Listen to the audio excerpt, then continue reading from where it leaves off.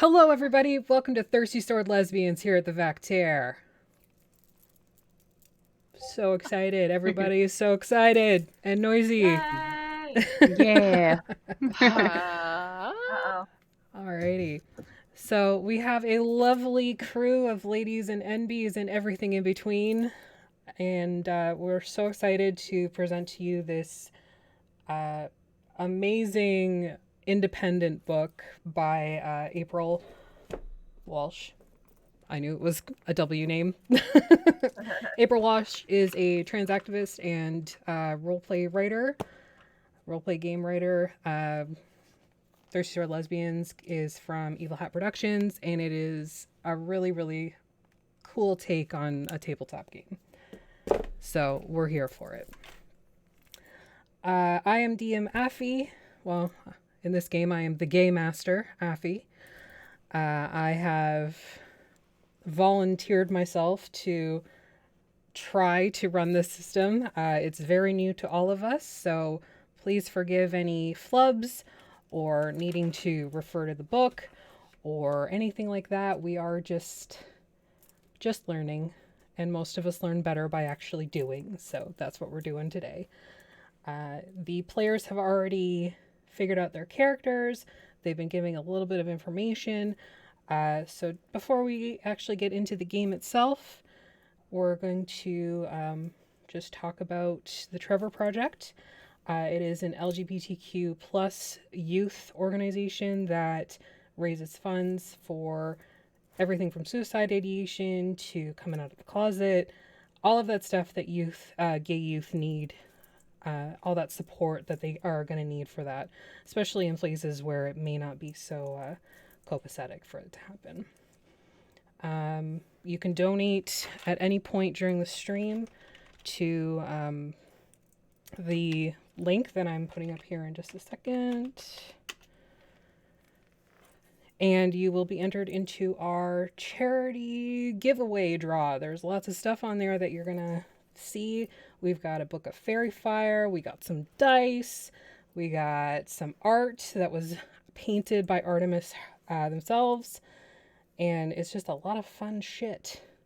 We've also got some door prizes. So at any point during the stream, type gay agenda, all one word, into stream, and you will be entered into that prize draw. Let me just make sure that's turned on before you go and do it. I got it set up. I just can't remember if I turned it on or not. And Has anybody else gotten their gay agendas yet? Because I haven't seen mine, and we're already like halfway through the year. I'd like to know what we're supposed to be doing. So if you could send me a copy or something, that'd be cool. Yeah. All right, it is up there, so you should be able to enter it at any point. That is gay agenda, not case sensitive, but one word, and it should enter you into the door prize draw. We have. Thanks, Ben. I'm glad you could type gay agenda all day long. That's perfect. Exactly what we're here for. So as I said, I am Game Master Aphi from the Vactaire. I have been working on the Vactaire for about 2.5, 3 years, basically since the start of COVID, with my cohort Agni, who is not here because he's a dude and he wasn't invited. So this was ultimately, however, put together by the wonderful, wonderful ladies of Potions Potpourri. I'm just taking credit. So Kayla and You Keisha, offered. I did. Fine. If you guys want to start off and just kind of introduce yourself, tell us about who you are.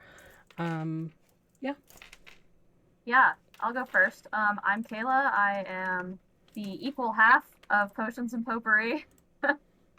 And our show is just a general D&D chat podcast show, but we met Aphi through Old Men Rolling Dice about a year ago, and also Artemis over at the Vactaire, and we've formed these really great relationships with all of these people in this community. We were really excited to get this together and do some charity streaming and work with all these lovely people.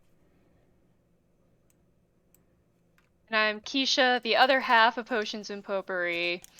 Kayla said everything perfectly. We're super happy to be here, and check out this game.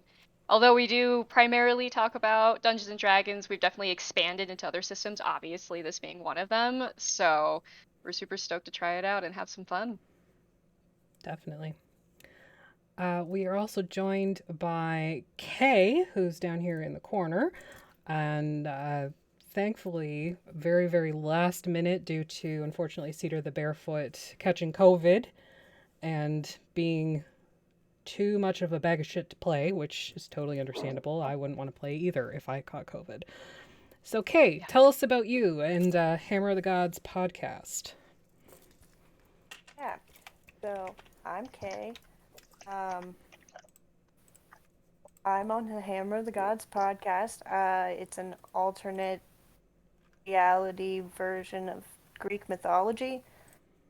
I play a lion and we're doing some adventuring.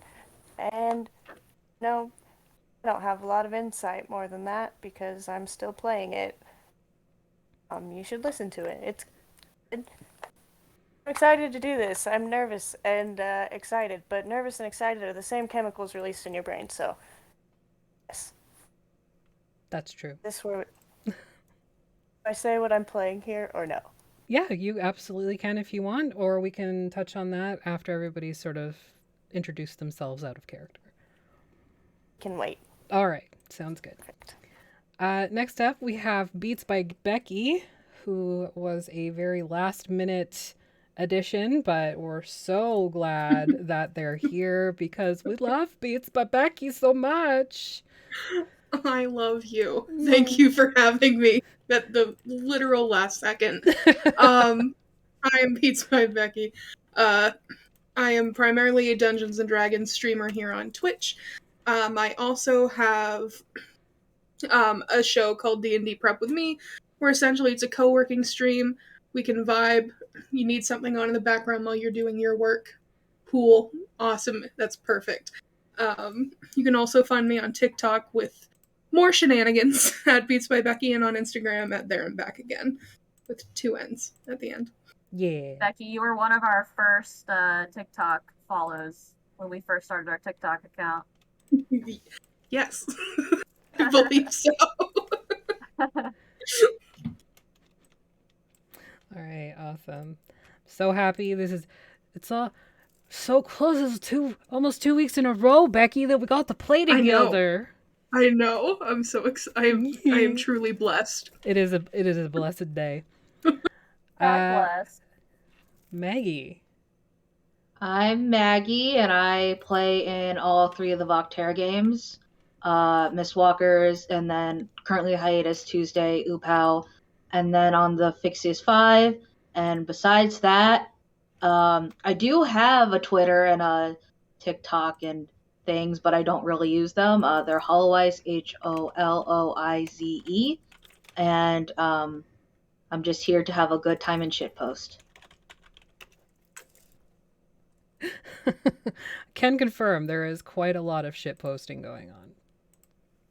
Just saying. Last but not least, my bestie, Artemis. Tell us about you. Oh boy. Yeah. So I'm Artemis, and I basically just live here now. I don't know. I'm all over the place when it comes to the Voctera. I help with the social media aspect of the Voctera. I make dumb TikToks and design t-shirts. Yes. Yeah, I don't know. I DM the Fixius 5 on Fridays, and I play in Aphi's game on Mondays, the Mistwalkers, and yeah, I basically don't do anything else. Busy though. Yeah, lately. D&D is life, man. Don't even Yeah, it is. don't even at me. All Managing pasta is life. Yes. Yeah. Yes. Where's pasta? She's currently asleep. Aw. For now. Wait, why is she Aw. sleeping all the way up there? She's gonna fall. I don't know. She's I've weird. seen pasta take a whiff and just fall off the cat tower at least 2 times now. Yeah, She's smart. she's talented. She's clumsy like her mom. She's a barbarian. Aw. It's true. Can confirm. And also a dog. Yeah, she thinks she's a dog. It's Yeah, she accurate. does. All right, so just as a heads up to anybody who is tuning in, this is, again, Thirsty Sword Lesbians. It does have situations that may arise that are heavily sensual. We will fade to black before anything gets too hot and naughty, but there are instances of that may occur. There's also the possibility of violence and not open phobias regarding the gay agenda, but this game is very much based on the destruction of the straight agenda and bringing down the patriarchy. And frankly, if you're not here for that, that's not your thing. See my TikTok from yesterday or my Instagram post from yesterday. Peace. Get fucked. Alrighty. Let's get some tunes. This also takes place in a post-apocalyptic world, so there are instances where literal thirst may be coming into play. Probably dehydration and starvation are going to be themes that are going to be referenced, just due to the nature of post-apocalypse. But you do not need to worry about anything, say, Fury Road-ish, regarding the breeding rooms or whatever. That's not going to be a thing that's going to be playing up in here. All right, let me just adjust the tunes here. A little loud. All right, so we're going to start. You're going to introduce your characters, and then we're going to discuss string theory, I guess. Oh, it's that kind of show. All right. Who would like to go first? I will. Don't I everybody guess. volunteer. Thanks, Artemis. Yeah, I'll go. So, I'm playing Veda, the Nature Witch, and she is, according to the thing that I looked at, she's an oblivious horse girl. So, she's 5'3". She's got short brown hair. Oh. She carries a sword that's made out of amethyst. Ooh. We'll see how it goes. That's badass. She's something. Yeah. He's something. Are you gonna make me randomly pick, or is somebody gonna go next? I'll go next. Okay. I'm Kayla. I'm playing Iris. She is the infamous. She's probably like 5'6", pretty muscular, but she's really curvy. So she's large on top and large on bottom, little hourglass waist, and she has long purple hair.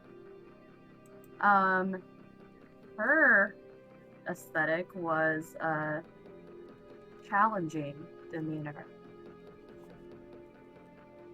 Nice. Alright, I'm Keisha again, so I am going to be playing Lustra, the Beast. And it's actually unknown if she's actually a cat girl or if she's actually technically skunk. Unsure. Her fur is completely black with like streaks of white, very fluffy, very long, glorious tail. She has a patch of fur that forms a perfect heart right over her beautiful, beautiful chest. And she has a very wild demeanor, very like torn, patchworky clothes that covers very little. It's almost no point that she's really wearing anything, but you know, she tries. Yeah, I think I mentioned she's archetype is beast. Yes. So yeah, and she's like a very vicious 4'8". So intimidating. I know. Very. All right, who's up next? I am playing Galilee, the scoundrel. She has a very playful demeanor, and she's a disaster. She Aren't we is all? like super, super thick, like very curvy. She's basically a pirate Shimbo. Like, Like yeah. real pirate aesthetic, but no seas to sail upon. She's kind of like a skiff pirate. Like, I don't know if you've seen The Mummy after the ferry sinks and Evelyn goes and gets that new like outfit. She's got like that mesh mask across her face, like skin tight, like black bodysuit, ready to rock and roll. Awesome. Hell yeah. I love it. Awesome. All right, next. Or is that everybody? That's not everybody, is it? No. You can go next. Numbers. Go for it, Kay. But next.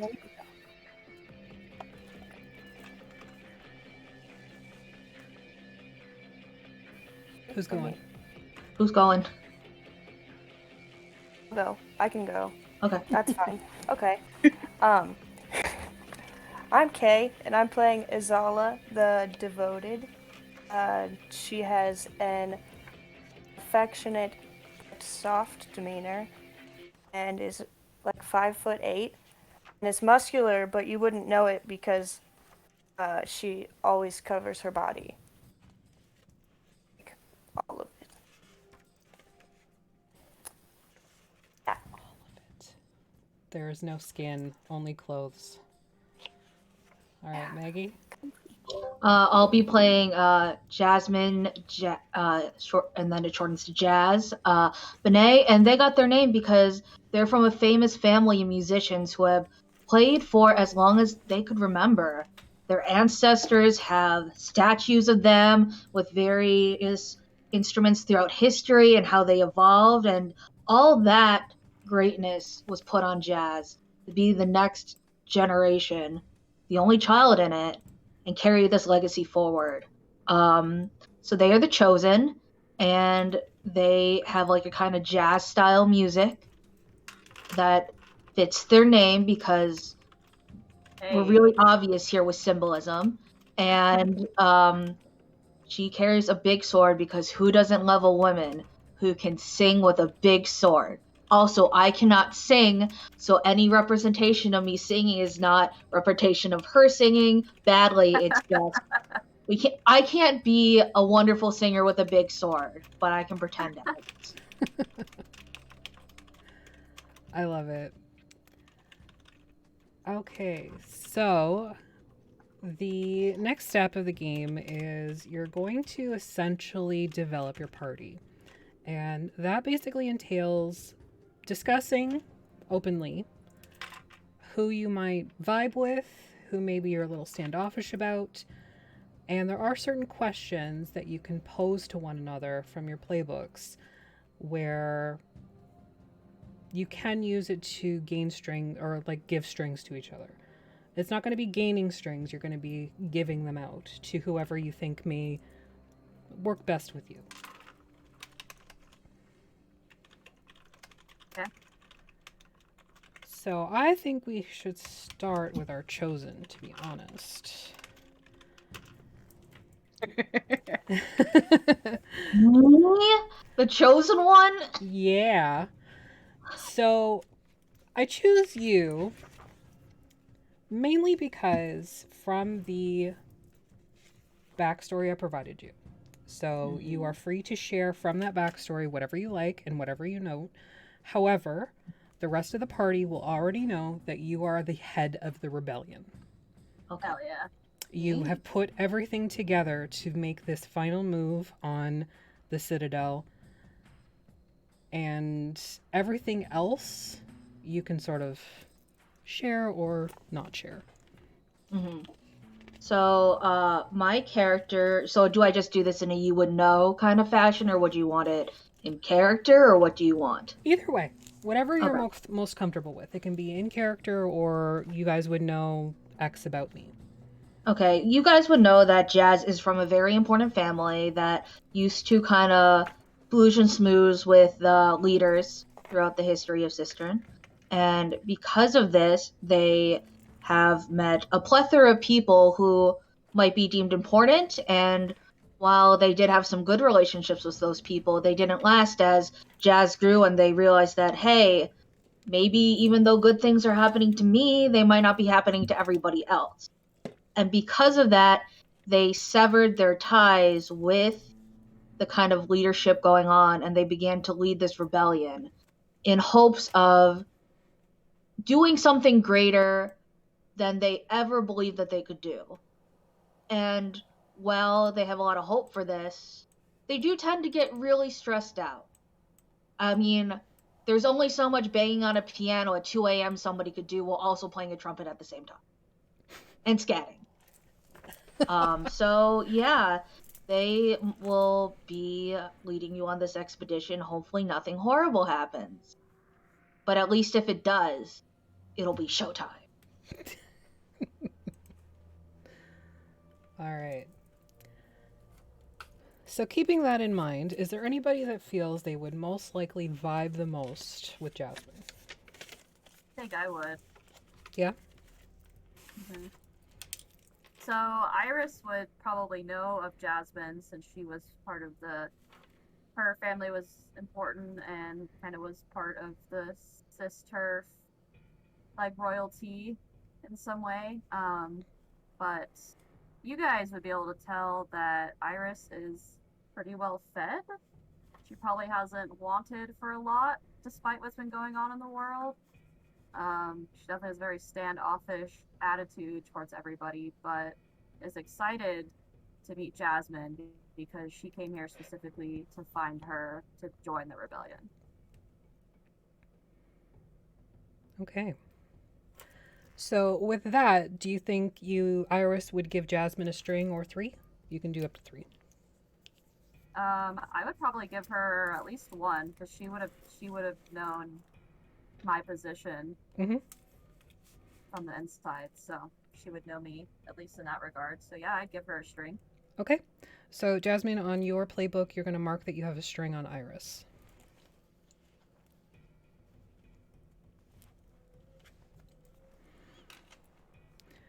Anything else, Iris, that you would have them know? Keeping in mind that you are infamous, your name is sort of known. Yeah, well, I think you guys would probably know that I'm well fed because I have been working within the organization at Cisterf this whole time. So it's probably weird to see me kind of on the rebellion side of things. Okay. Anyone else vibing with Iris or Jasmine? Or not vibing? Or not vibing, as the case may be? Am I allowed to say what I think my relationship would be? Absolutely. Okay. I think my relationship with Iris would be sort of tentative at first. They've heard of Iris, lots of rumors that they don't know if they're true or not. So because of this, they're very curious to get to know Iris out of a situation where perhaps they couldn't be honest with each other before, and they might have believed such untruths. So while wary, they are very excited in a way to meet them. I don't know the exact word, but excited, nervous, because they think that Iris could really turn this situation around, whether that be for good or for bad. Awesome. Okay, well, you're onto something. So, I think Azala may not vibe so well with you. Because Iris? either one, particularly. Solely because I think the law is there for for a reason, and we should follow it to the best of our ability. So that may cause us some problems. Yeah, Galilee would not vibe with that at all.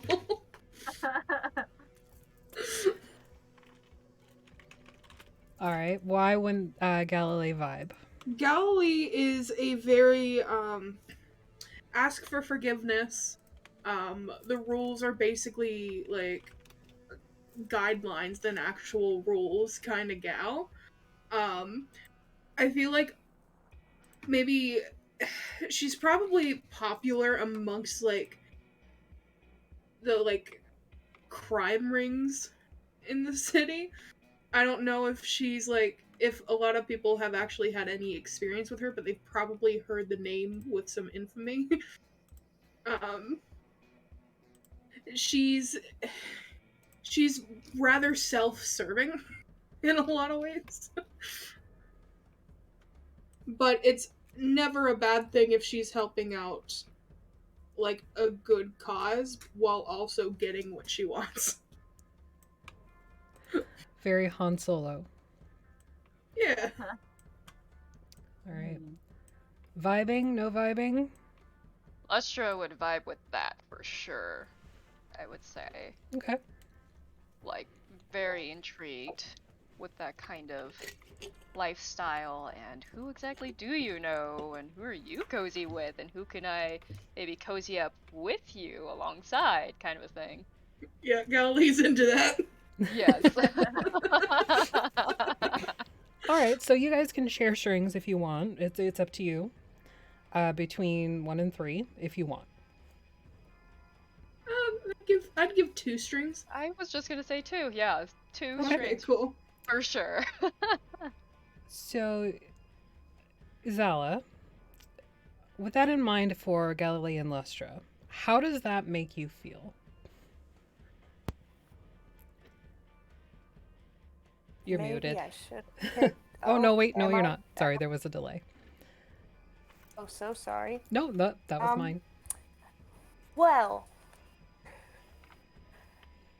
it'll be interesting to see the development there, you know. Okay. If there's one, you know, I don't know. Would they be willing to talk to me? I don't know. Their character specifically? You never know. I don't know. It'll be cool.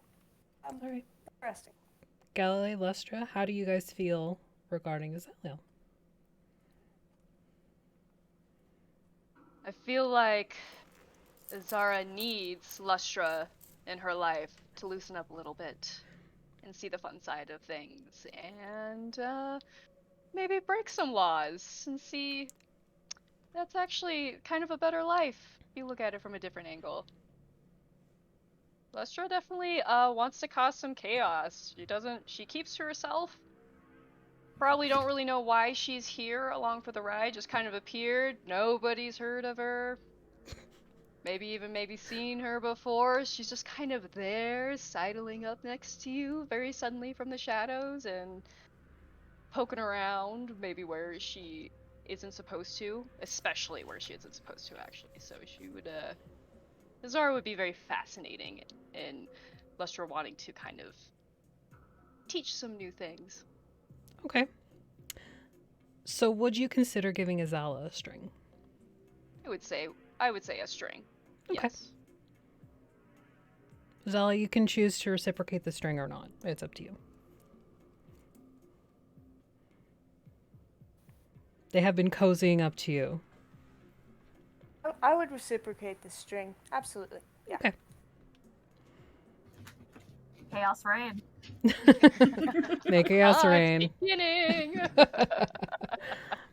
Veda. Veda would probably vibe with Lustra just a little bit because she's really curious for one, and she like is very new to like talking to people and stuff because she's been, for the most part, it's mostly been just like family stuff and dealing with people that she works with. So when she came here, she kind of would find probably the 2 loudest people in the room and just sort of like be that weirdo that's like 5 feet behind them, just kind of watching and learning. Okay. So yeah, she'd probably vibe with Lustra for sure. Okay. A couple strings. I'd say probably 1 for sure. Okay.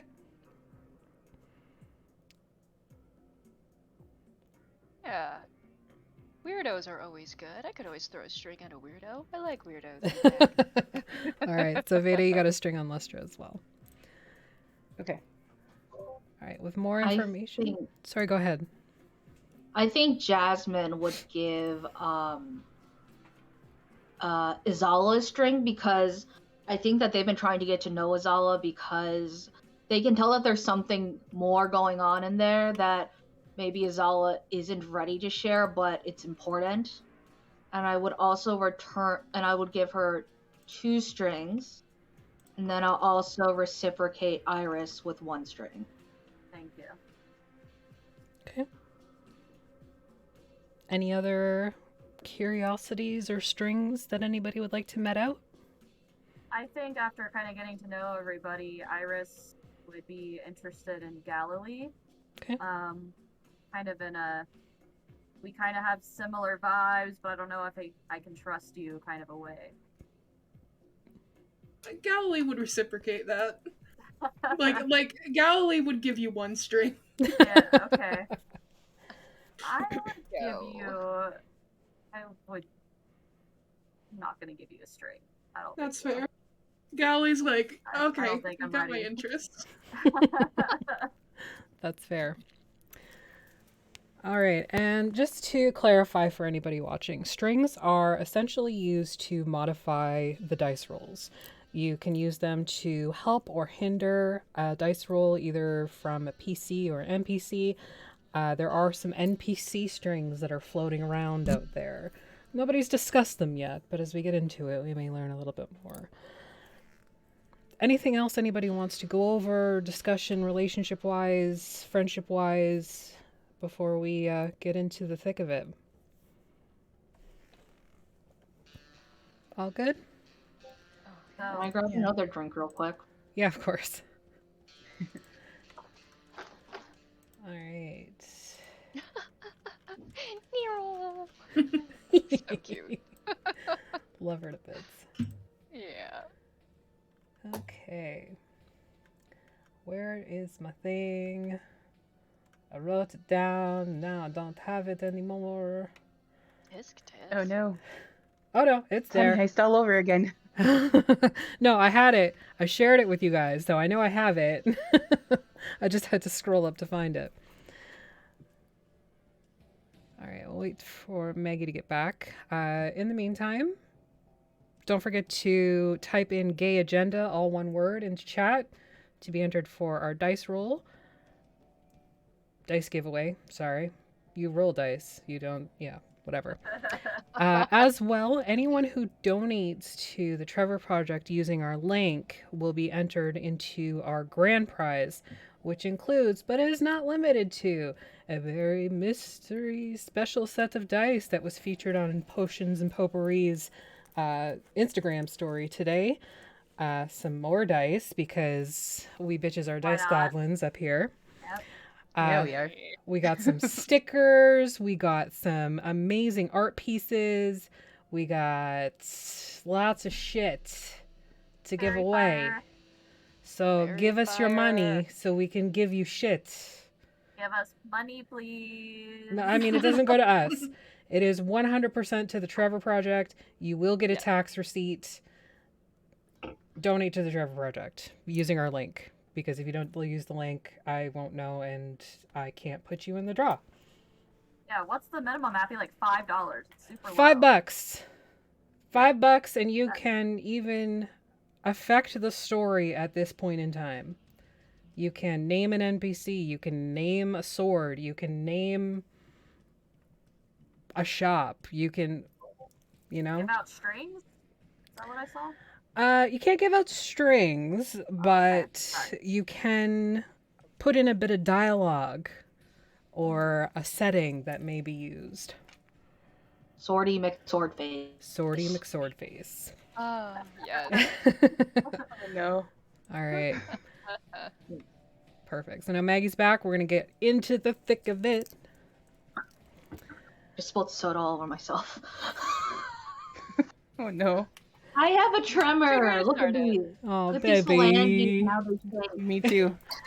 My phalanges. Oh man, jeez. All right. So you guys have already heard this, but for everyone else.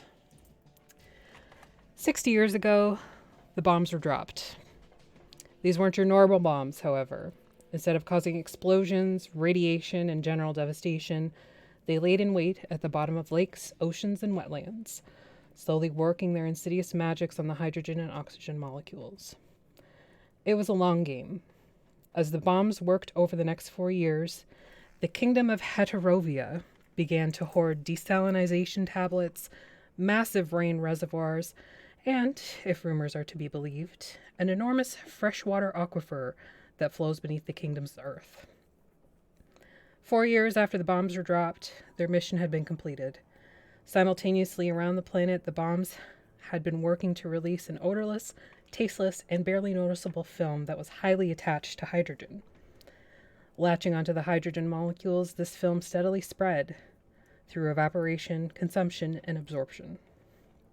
At the 4-year mark, pellets of powdered magnesium were released from the bomb capsules, causing an instant chemical reaction. The watersheds evaporated so rapidly that they exploded violently. Even the general population of Heterovia wasn't spared from the devastation. Billions died. Water disappeared within hours, and thus began the Thirsty Era.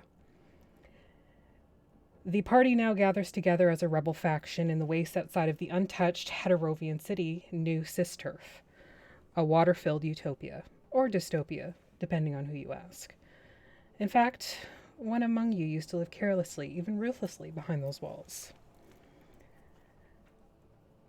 Currently, you are standing on a ledge, a cliff side, that looks over the high walls of New Cisterf. You can see even from here that they are essentially wasting water. There are fountains, there is a river that flows through the citadel itself. There is nothing being saved, rationed. It's all being frivolously used.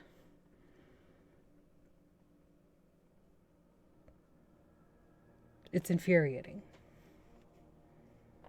Especially for people who have lived behind those walls and realize how bad it is outside of them.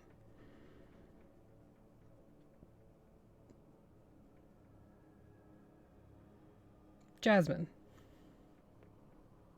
you stand at the front of everyone, staring down at this awful place that has too much water for the amount of citizens that they have. You know that there are so many people outside the walls that need that water, who are essentially drinking either polluted water or water of questionable origin, and it is always very, very expensive. There's no cash here, no gold, no bottle caps. It's all trade. Water for goods and services.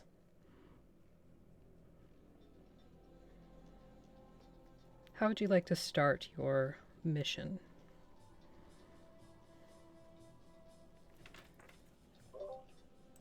My neck cut out for like 1 minute. Could you repeat that?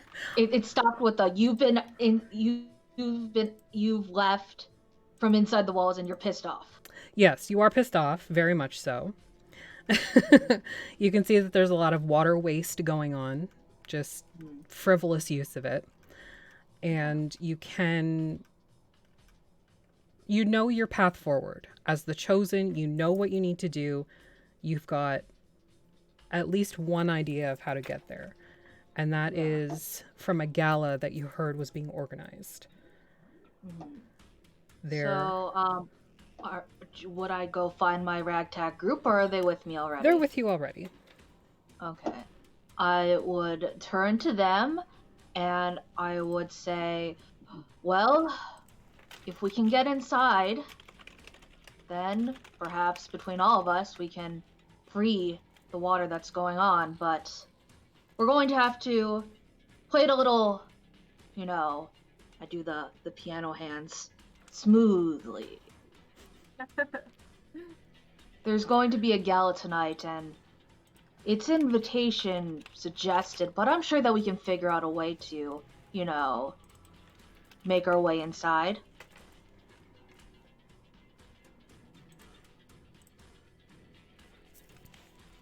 So would Veda know that there's a water shipment coming in for this gala? It's not so much one going in, because they have all of it. But Okay. you know that there are certain people that you are aware of that are going to be in attendance. Okay. Iris comes and stands next to Jasmine with a hand on her hip, looking out over the city. I think I'm the best person to guide us since I know my way around the Citadel better than anybody here, having lived there most of my life. Do you know a way that we could perhaps get some? I do this with my jacket, fashion, so that we blend in. I was gonna say, I think our best bet, regardless of invitations, is to at least dress the part, and I might be able to get us in the rest of the way as long as we look like we belong. I'm not sure how well everybody can clean up here, but we'll see what we can find. There's always time for fashion. That's my motto. There's actually a book of my mottos for sale that we could probably find, but we don't need to do that right now. Well, we don't have water to trade, so it doesn't matter. Oops, hang on. Goodbye. You're in the wrong one. Go in the other one. You're in the wrong Hello. one. Shoot. no. Oh no. Sorry, we got 2 games going on the Vactair server tonight, so there was a little bit of a conflict there. Oh my god, Jeffrey! You're in the wrong one, bud. Wrong one. I'll be Yep. back. Yeah. I'm leaving. You're not a lesbian. Get out of here. I'm honored. Kicked. So many random people coming up to us. Get away. Ew. Shoo. You're not part of the group. And I don't know. How Can't to sit with launch us. You can't sit with sit with us. You're in the us. burn book. On Wednesdays we wear pink, but it's not Wednesday. It's Saturday. I just On Wednesdays, we coincidentally- set the patriarchy Sunday. on fire. Yeah, we Yeah. do. That's so fetch. I'm trying to make fetch happen. All right, so the suggestion before we were rudely interrupted by others. Boys. Ew.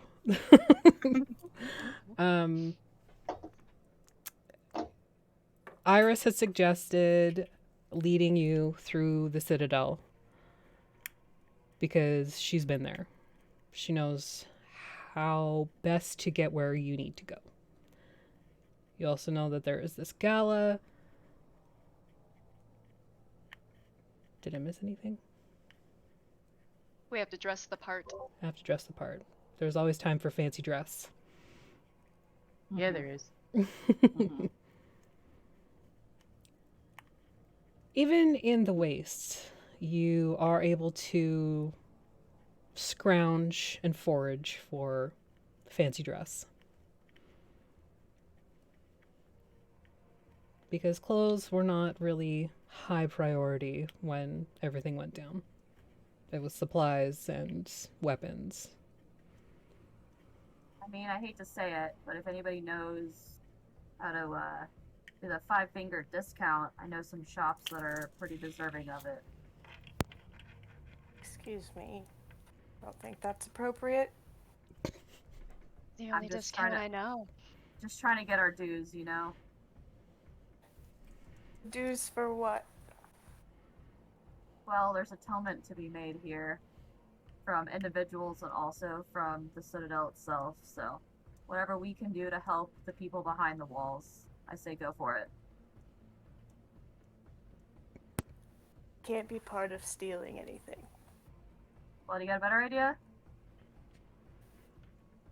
I would just walk up to a vendor and rank on them. Ow!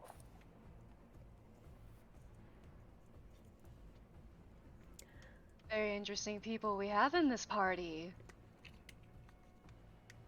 Can they be trusted? Guess we will find out.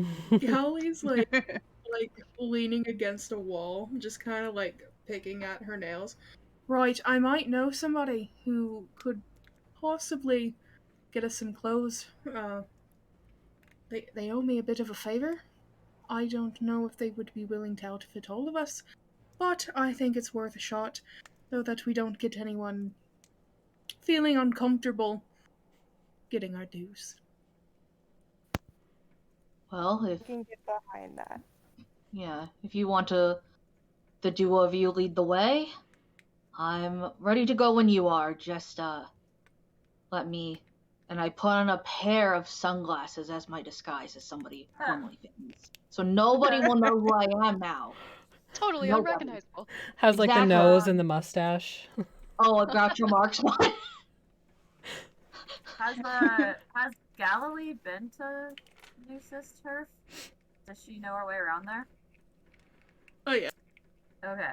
Could, Okay. Well, could at this... Oh, I'm so sorry. Go ahead. no, I'm done. Go ahead. Could I give Galilee a strength because my respect for her went up with her suggestion? Absolutely. So Galilee, you have another string on Azala. Rolling in strings over there, Galilee. Rub them all over my body.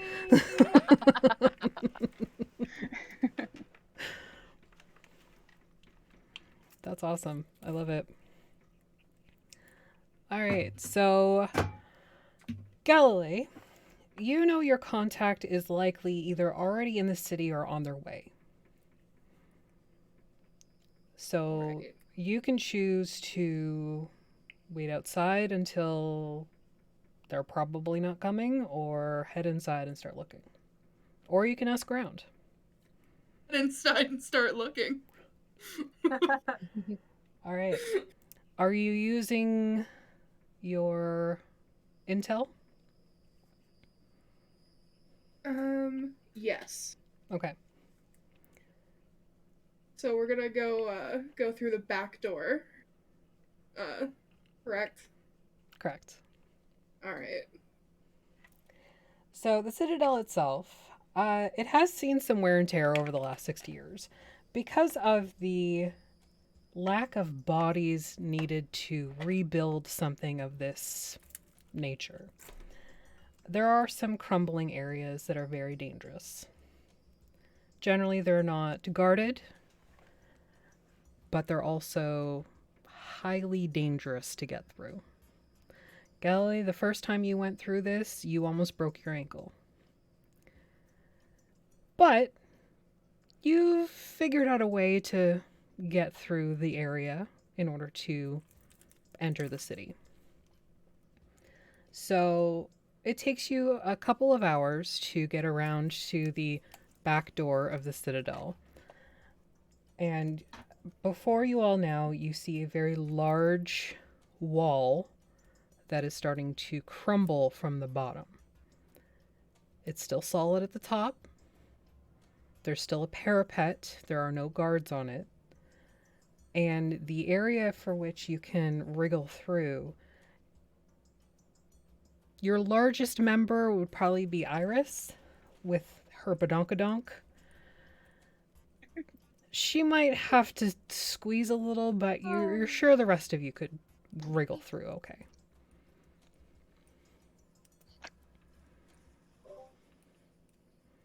I see Pasta's badonkadonk. Yeah. No Yeah. buttholes. Oh, good. How is she balancing? What's she doing? I She's don't know what the cat. hell she's doing. Cats. Just cats. Cats are also part of the lesbian agenda, just so you know. Yep, Oh, absolutely. good to know. I'll take It's all notes. about the pussy. Great. We're taking strings on pasta? Yeah. Yep. Aw. Everybody Can I loves you, give- pasta. Can I give a string to Charlie? Yeah, you can give a string to Charlie. Would he bite it? Probably. He'd eat it and then it would come out his butt. You would have to pull it out. Never a fun experience. No. Oh.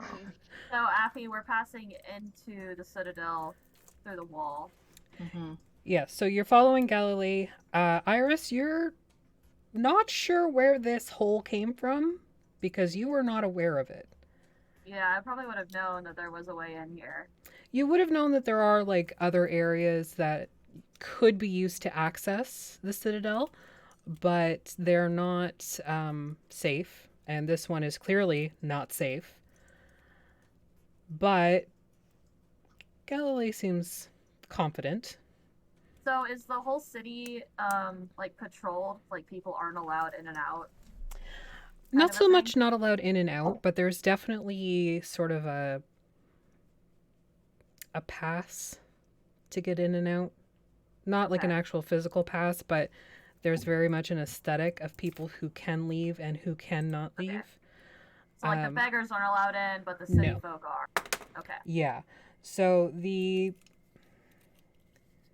way it is like the entire city is walled, but then there's the actual fortress inside. And this area from where you're accessing will probably come out on the left side of the fortress. Maybe a little too close for comfort, but maybe doable. Little dangerous, other than the physical thrill of going in. I say, Galilei, I don't like this, so you better hurry it up and get us to your contact so we can be under some cover soon. All right. We'll just keep moving. All right. So Galilei leads you into this hole, and Iris, you do have to do a little bit of a wriggle to get them hips through. This ass is big, and I slap it. Lustra makes an appreciative glance. I'm smitten. I concur by nodding. It is a nice ass. It is, I know.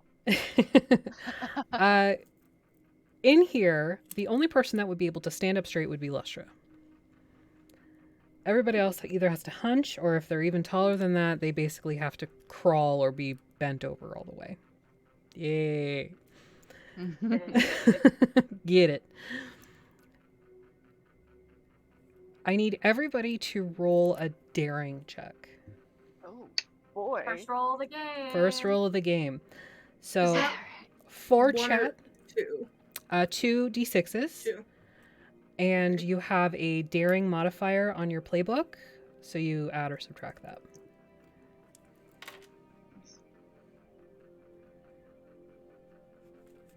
Happy, I got a 7. Okay.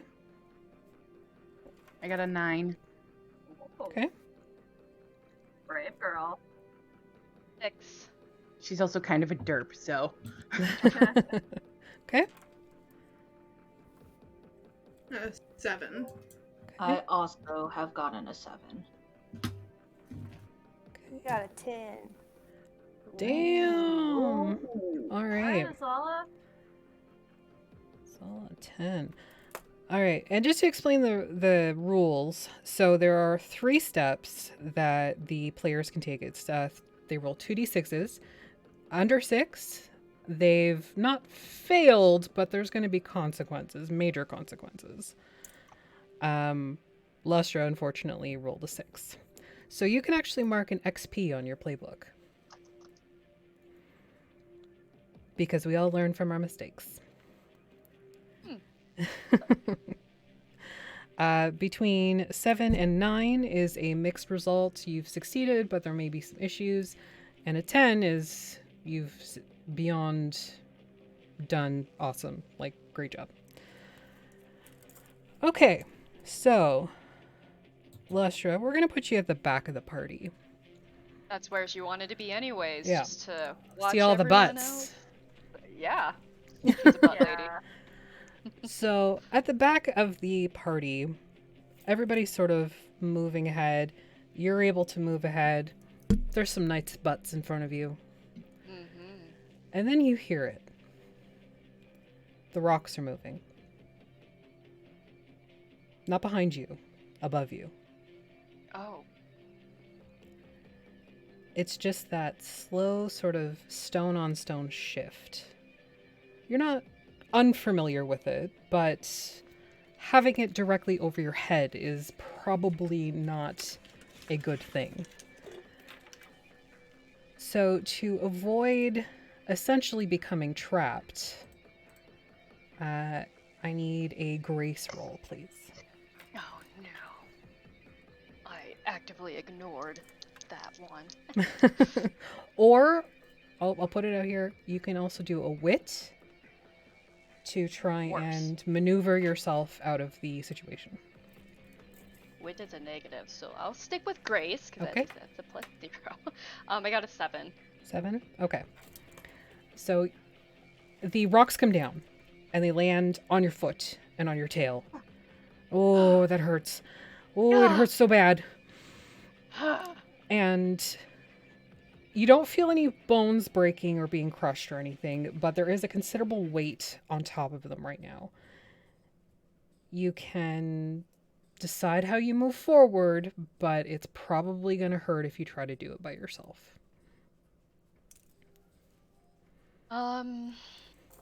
Anybody willing to help a lady out? I'm in a bit of a situation.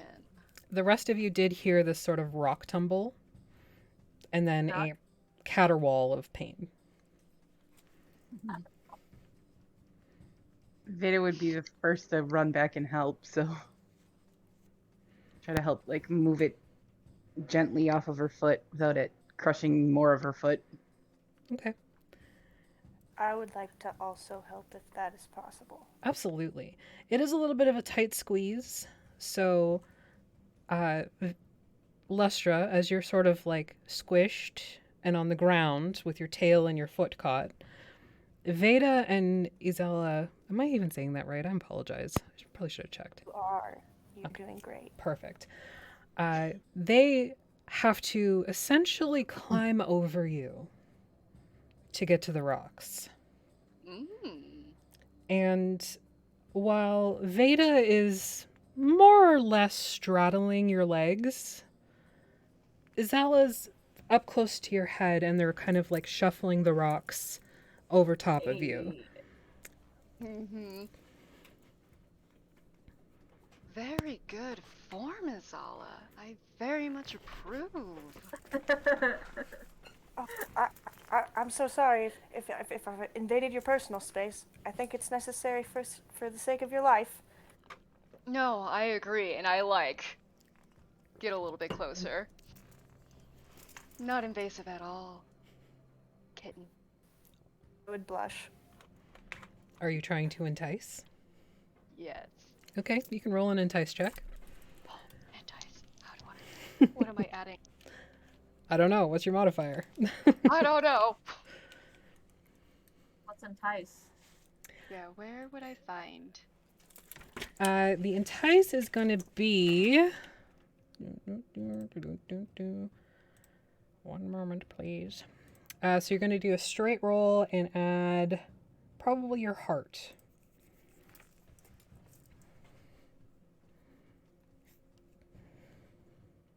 That's gonna be an 8. Okay. So, Zella,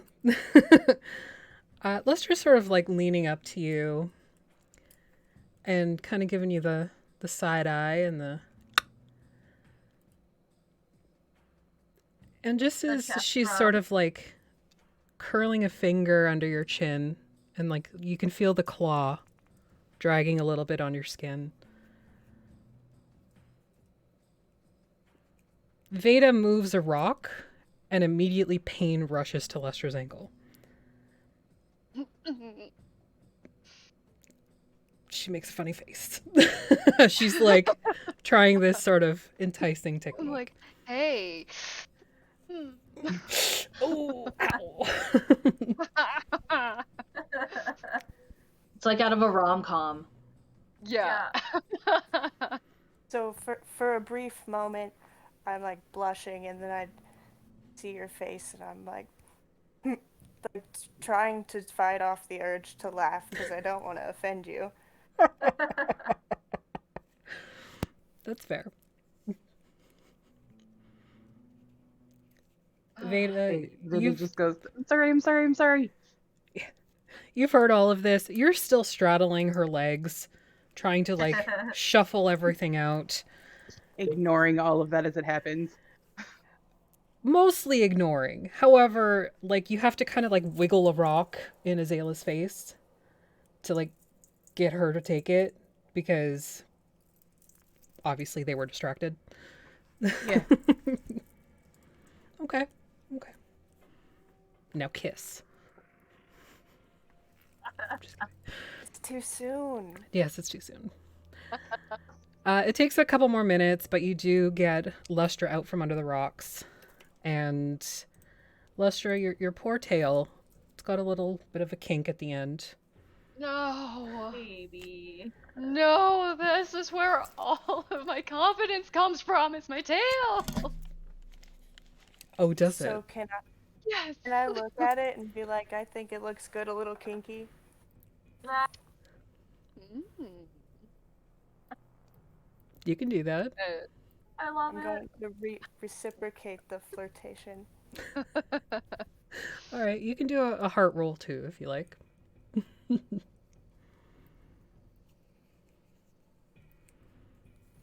Then I have to put these dice in my real rotation. This is great. 5, 6. It's another 10. Keeping this Damn. forever. So, Nice. despite Azala's somewhat calm and reserved demeanor, she takes her finger and rubs it up under your chin. My hairs are like sticking up on end, and I just kind of like, and kind of like flick my tail to kind of like caress under her chin a little bit, you know, just very, very gently. It bops her cheek because of the kink at the end. The kink, yeah. Boop.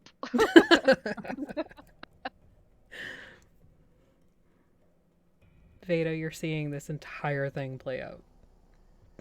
Yeah. Veda doesn't really understand.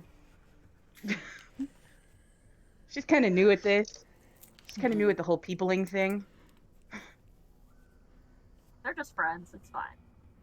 They were roommates. Wow. They were roommates. Oh my god, Roommate. they were roommates. But Jazz would say, "Don't worry. I'm sure that we could find a little bit of bring to yourself once we get inside. Maybe some wax or some shampoo or a cast." She kind of looks at it and goes, let's keep going, but to be careful of your step. We don't know what kind of vibrations could shake up the cave." As Jasmine says vibrations, you hear just like a couple of pebbles. Dink, dink, dink, dink. Oh. I mean, vibrate. So let's not spend more time here than we have to. Okay, So with Galilee leading the way, you continue forward, and eventually the hole that you're in does start to open a little further. Shut up. I said it on purpose. What's going on? Like, It's a little yeah. moist. Yeah. There's some moss. Oh, Tight. if you have moss in your hole, be see a doctor, please. I don't know. Veda probably likes that.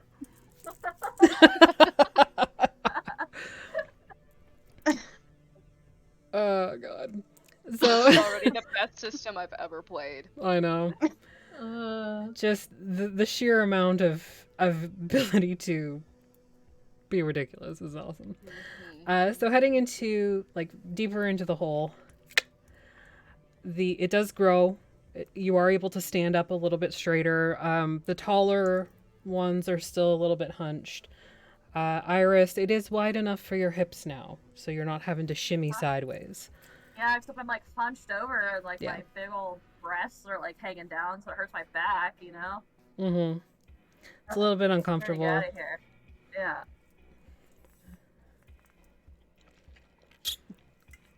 Sorry. You do make it out of the tunnel, and you find yourself now within the citadel itself. To your left is a very tall wall. Iris, you know this to be one of the exterior walls of the actual fortress. And to the right and forward, you can see homes, probably a market square type situation directly in front of the fortress. For the most part, though, it's just homes. There's also a long, winding river that kind of like flows around the homes and the marketplace, and bridges cross over it. It's definitely a very stark difference from outside, where it's sandy and dusty and very dehydrating. Here, like, there's grass and lawns and trees and flowers. You know, there's personal gardens that aren't growing food or necessities, literally just aesthetic things like orchids and roses and tulips. You know, there's shrubberies that have been cut in certain ways so that they resemble shapes. And there's a nice white picket fence around all of them. And it wasn't too expensive. Don't they know that the tulip market is going to crash sooner or later? They can't just keep ruining the environment for tulips. I see a tulip and I kick it. I was just gonna say, yeah, I grab a handful and just start shredding them up, pulling them up everywhere I go. Veda freaks out. Like, when that happens, Veda freaks out. It's like, wait. The plants didn't do anything to you. It's not their fault they died. No, that's actually very fair. I didn't think of it like that. I just got very angry. Can I kick a fence? Yeah, you can kick a fence. That's fine. Like any minor vandalism that I can do, I'm gonna do it. All right. So up here, like where this sort of emerged, the houses don't look lived in. They look vacant, but they're still maintained.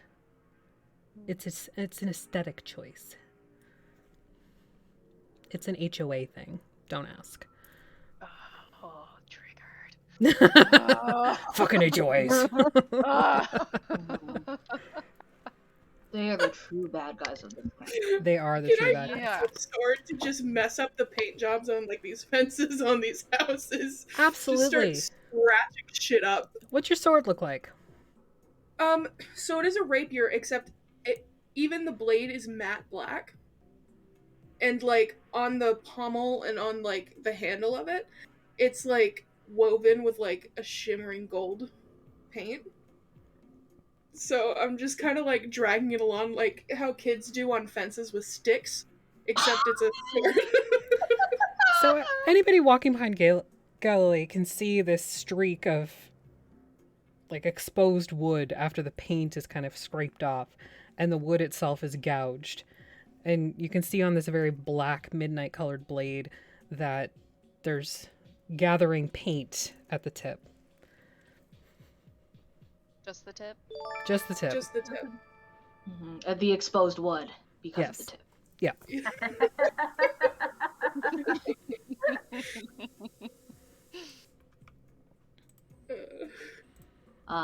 Jazz says, don't drag your sword. I mean, you literally can, but let's pick it up as we kind of go along. But look casual, Yeah, if anybody sees you doing that, we can get in a lot of trouble, so we should probably just keep moving. If anybody says who did this, it wasn't us. Of course not. Easy. In cursive, just carving out my name on the Sign. Made sign Galilee, I wouldn't recommend that. I don't care. Well, okay, let's go. Come on. I add an O at the end of the name, so it looks like Galileo. Oh yes, the guy with the telescope. That guy. No one will ever know. Oh yeah, fuck that guy. Sucks to be that guy. They're never gonna Hopefully know. we don't encounter him. All right, so there's this long strip of ripped up paint and gouged wood, and then Galileo. And then more. Yes, I believe he was arrested previously for espousing some stuff about the stars in the sky anyway, so they'll blame him, it's fine. It's kind of a joke. Definitely it was his fault. Mm-hmm. All right, so venturing further, you leave this sort of initial residential district and you find yourself in the market square. It is mid-afternoon-ish. There are shops, which you haven't really seen ever, because everything that you've ever bought or traded for was off the back of a wagon or the back of a horse or on an ox. Like, an actual shop dedicated to shopping was not a thing I would have outside. seen it though, right? You would have seen it. Isella would have seen it. Lustra, you may have seen it. Jazz has seen it. Jazz has seen it. Oh, in the front window, could it please be that my book of mottos is there? And there's like a signed copy. And it's like, look, a war criminal wrote this. Sure. So, looking in front of the bookstore, oh my god, real books with paper and shit. There is a copy of Jasmine's book, and it is under glass, and there is a guard standing beside it, and there's a sign, a placard, that basically states, Jasmine wrote this. They are now considered a war criminal. We have kept this on display for posterity's sake only. Remember what happens when you are treasonous. Her stuff gets put in glass and on display for all to see. It just makes me more famous. Yeah. And at the very, very bottom, there's an inscription. It's like a hyphen and then DD.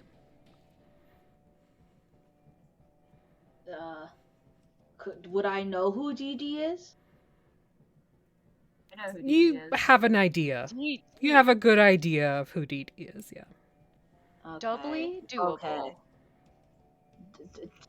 Dick Dastardly from that show from a long time ago that Wacky Races. Make me a wit check, Jasmine. Okay, I got another dice because one of them I rolled a 1 on and the other one a 6, so we'll see how it goes. Well, I rolled a 6 and a 2, and then let me check my modifiers. It would be an 8 still. Okay. So yeah, looking at this through the window, you are very aware that this is the president of the Citadel that had written this. Mm-hmm. And I would say, I guess he's not my biggest fan, but I mean, I'm still relevant.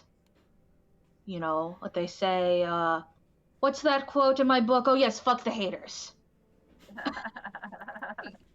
That is page 67. So as you're Jasmine, like I've been gesturing, looking forward to reading your book for sure. Mm-hmm. I hope you can smuggle some copies out of here for us, so we can read them when this is all done. Mm-hmm. so It's as been you're all the rage in the Citadel, so I'm very excited to read it myself. It's a Citadel bestseller, actually. Number I 1 on know. the I've Citadel heard. pound list. So as you're gesturing through the window at your book, and it's not like a picture or anything. Like, printing presses kind of went the way of the dodo because of the bombs, but it's handwritten.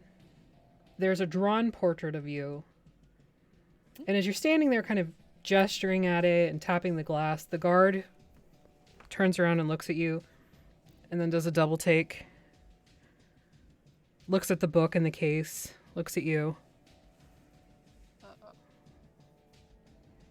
and then you can see like the recognition on his eyes as he's like, hey, wait a second, as he's pointing at you. Is that bad? Is that bad? Do you need something? Like directions? Look at Pasta! Look at Pasta! She's I say, scratching. pointing to a random person in the distance. She's scratching. Ark! She's Over so, there! She's so talented. What'd she do? She's like freaking out. Zoomies. Finger claws.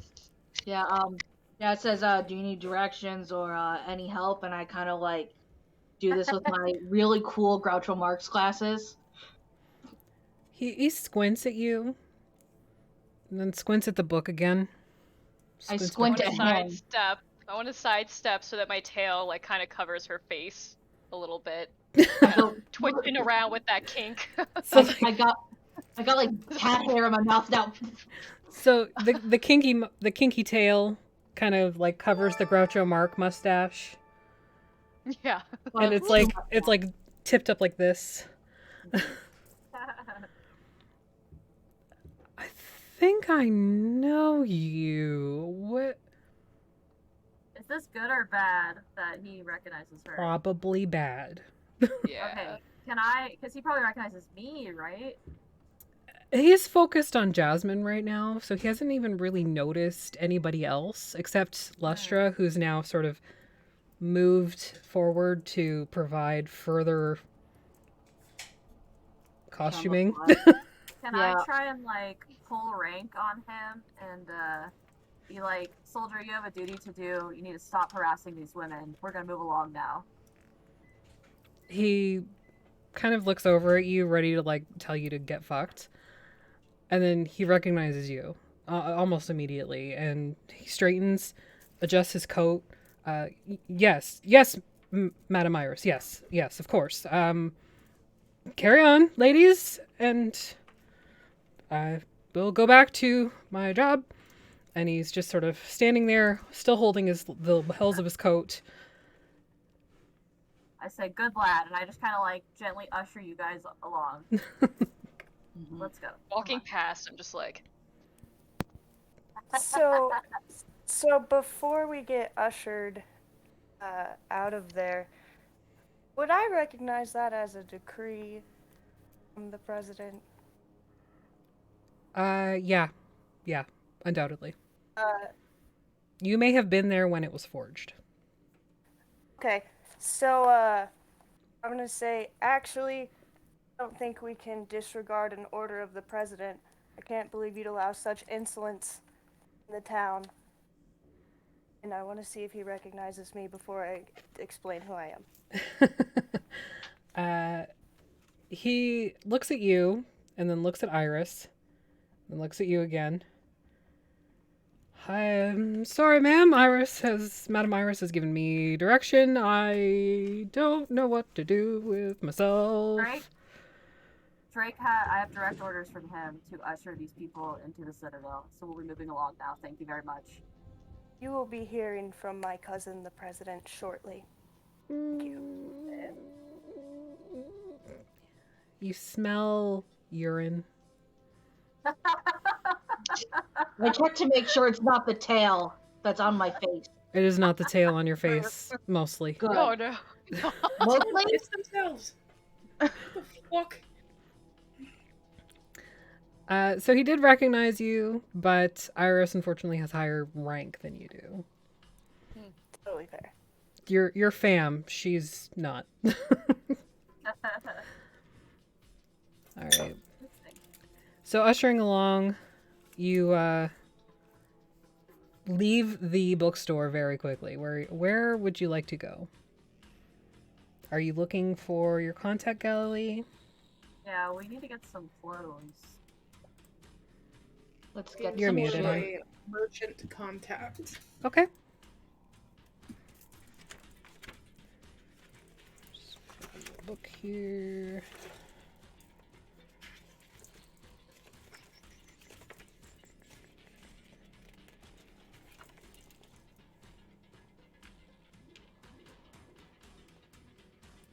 Alright. Okay. So roll me a wit check. Okay.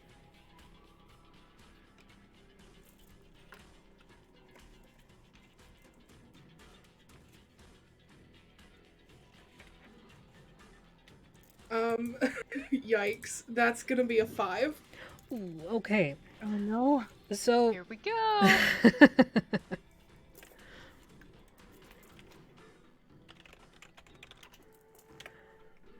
So you are looking, and it's sort of obvious that you're looking. It's not a very subtle look. You're kind of doing the looking over people's heads and making sure you're not missing anybody. So it's very apparent that you're looking for someone. And as you are,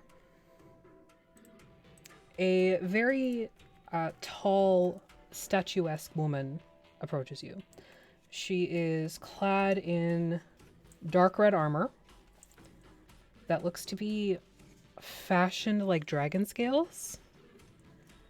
And she carries a sword at her hip that is essentially sheathed in the same sort of material. Iris, you recognize this woman.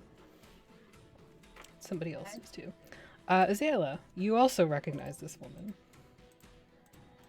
Could I ask one real quick question? Absolutely. Are dragons real in this game, or is she just dressing up like a dragon, which is like how we do their mythical creatures? Not real in this game, it's an aesthetic choice. Okay, I'm just making sure that she didn't, like, she's not like Poe, the Slayer of Dragons. No. The Slayer of all dragons. The Slayer of all dragons. Make sure nobody else knows who she is. Yeah, so Me and Iris and Azala, you both recognize her. This is Mal. oh, Mal. Yes. I say that to her. I say, Mal, you're Galilee's contact? She kind of looks all over you. I mean, if you wanted to be my contact, I'd be more than happy to make contact with you. I feel like But- we've already made contact. Just... what are you doing here, Iris? I joined the rebellion. Didn't you know that? My God, would you not say it so loud? What, are you scared, Mal? Afraid of what your brother's gonna do? No, I'm not afraid of him. You know that. Good. But there are other ears here who may report back. Well, should we go somewhere private then? I don't think that would be wise. You know what happened last time. Well, what do you propose? I suggest you turn right around and leave. We can't do that, and you know we can't do that, Mal. I don't know why you're here. Well, we just so happen to have an invitation to the gala. She squints at you and looks at your party. Very ragtag bunch of people. Also, thank you for the donation, geckos. Yeah. Appreciate Yay. you. I'll put you into the draw in just a minute. Hell yeah.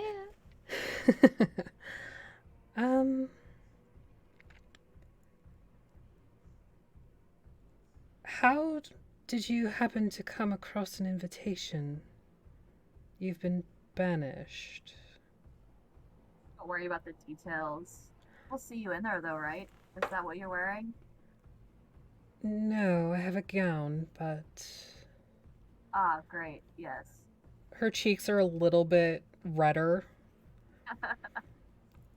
If you want to discuss this, and I kind of gesture to us further, you'll know where to find us tonight. Please don't get into any trouble. Oh, please, it's me you're talking to, and I just, like, give her a wink. Are you trying to entice? Yeah, Alright, go ahead and make a heart roll. okay. Aw. +0, so it's a 7. Okay.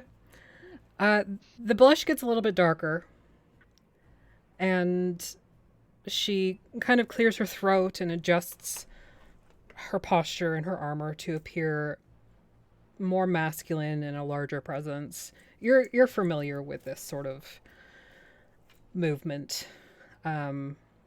Where you went one way, she kind of went the opposite.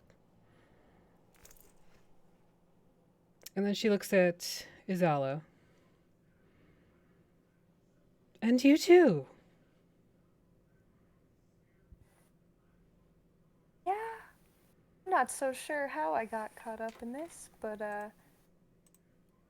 could definitely use a nice gown. I know my cousin has plenty to spare.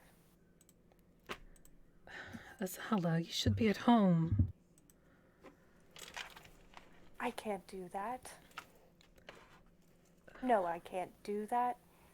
Sit there and I go crazy. At least you would be safe. Oh, what's the world without a little danger? A safe one. We'll have to agree to disagree on this. He's safest with us. Trust me. Lester's gonna Also- sidle up right next to Azala and take an arm and be like, "Don't worry, she's in good hands."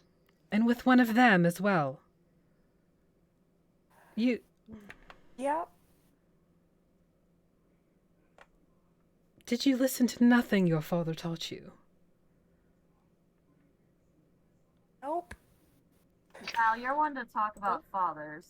We all know yours is a piece of work. We all got daddy issues. It's okay. Becky. Deal with them in our own ways. Her grip tightens on her sword, Iris, as you say that. Mm-hmm. And she kind of tips her chin up. Take it back, Iris. Or what, you're gonna fight me right here in the street in front of all of the guards, 1 versus 5? If I have to. It won't be 1 on 5 for long. Hey, let's simmer down here. We don't need to cause a stir. We all have our own agendas, and if they don't line up, we can walk our separate ways now. Jasmine's right. If you're not gonna be a part of this, then we're gonna move on. Like I said, you know where to find us, Mal. If you want to talk more. One word that you've caused any trouble. One word. I will not be able to help you. Oh, us? We'd never cause trouble. See you there.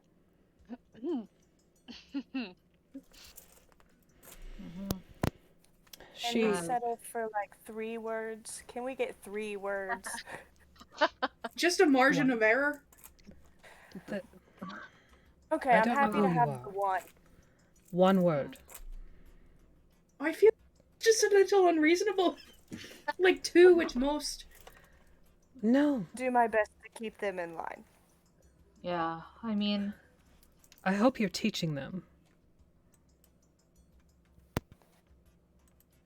It's quite the learning process. You're getting there.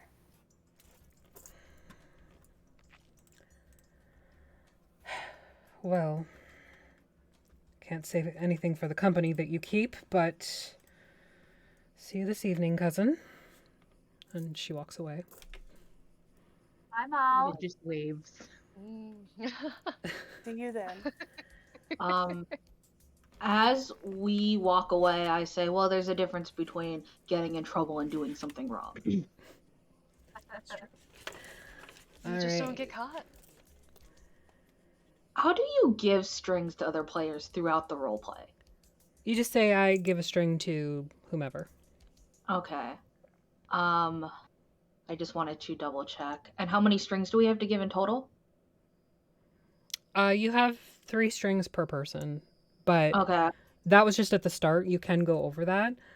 Just keep Okay. in mind when they get to 4 strings, they can use that to pull information that you don't even know about your character.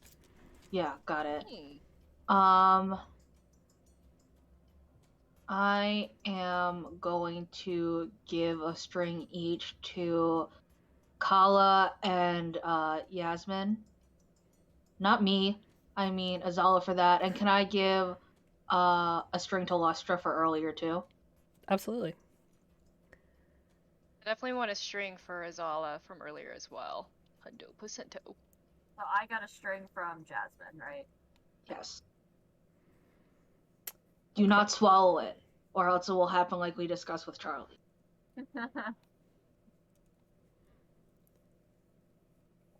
Okay. So, Azala, you're going to mark off one tradition.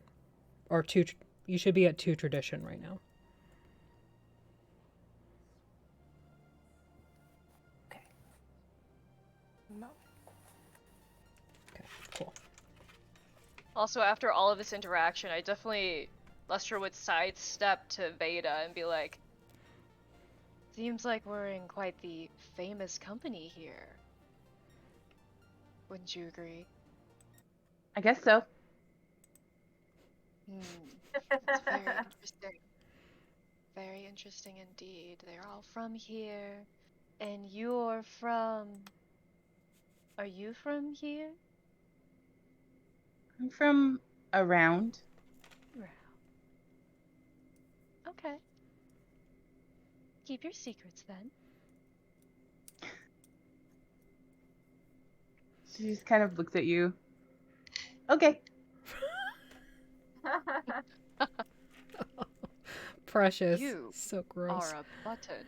You are quite the button. All right. With that, it's been an hour and a half since question. we started, so we can take a quick break, get some Wow. water, and we are going to do our first giveaway. So, over the break, put gay agenda in chat. You'll be entered into a prize draw for some very fancy gay as fuck rainbow dice. Yay. And obviously, don't enter if you're not comfortable with giving me your address, because then I can't send it to you. So, don't enter if you can't. The players, you guys are welcome to enter the draw as well. Just go into the back to your chat. Gay agenda. One word. All right. Awesome. We'll be right at the back. Eh.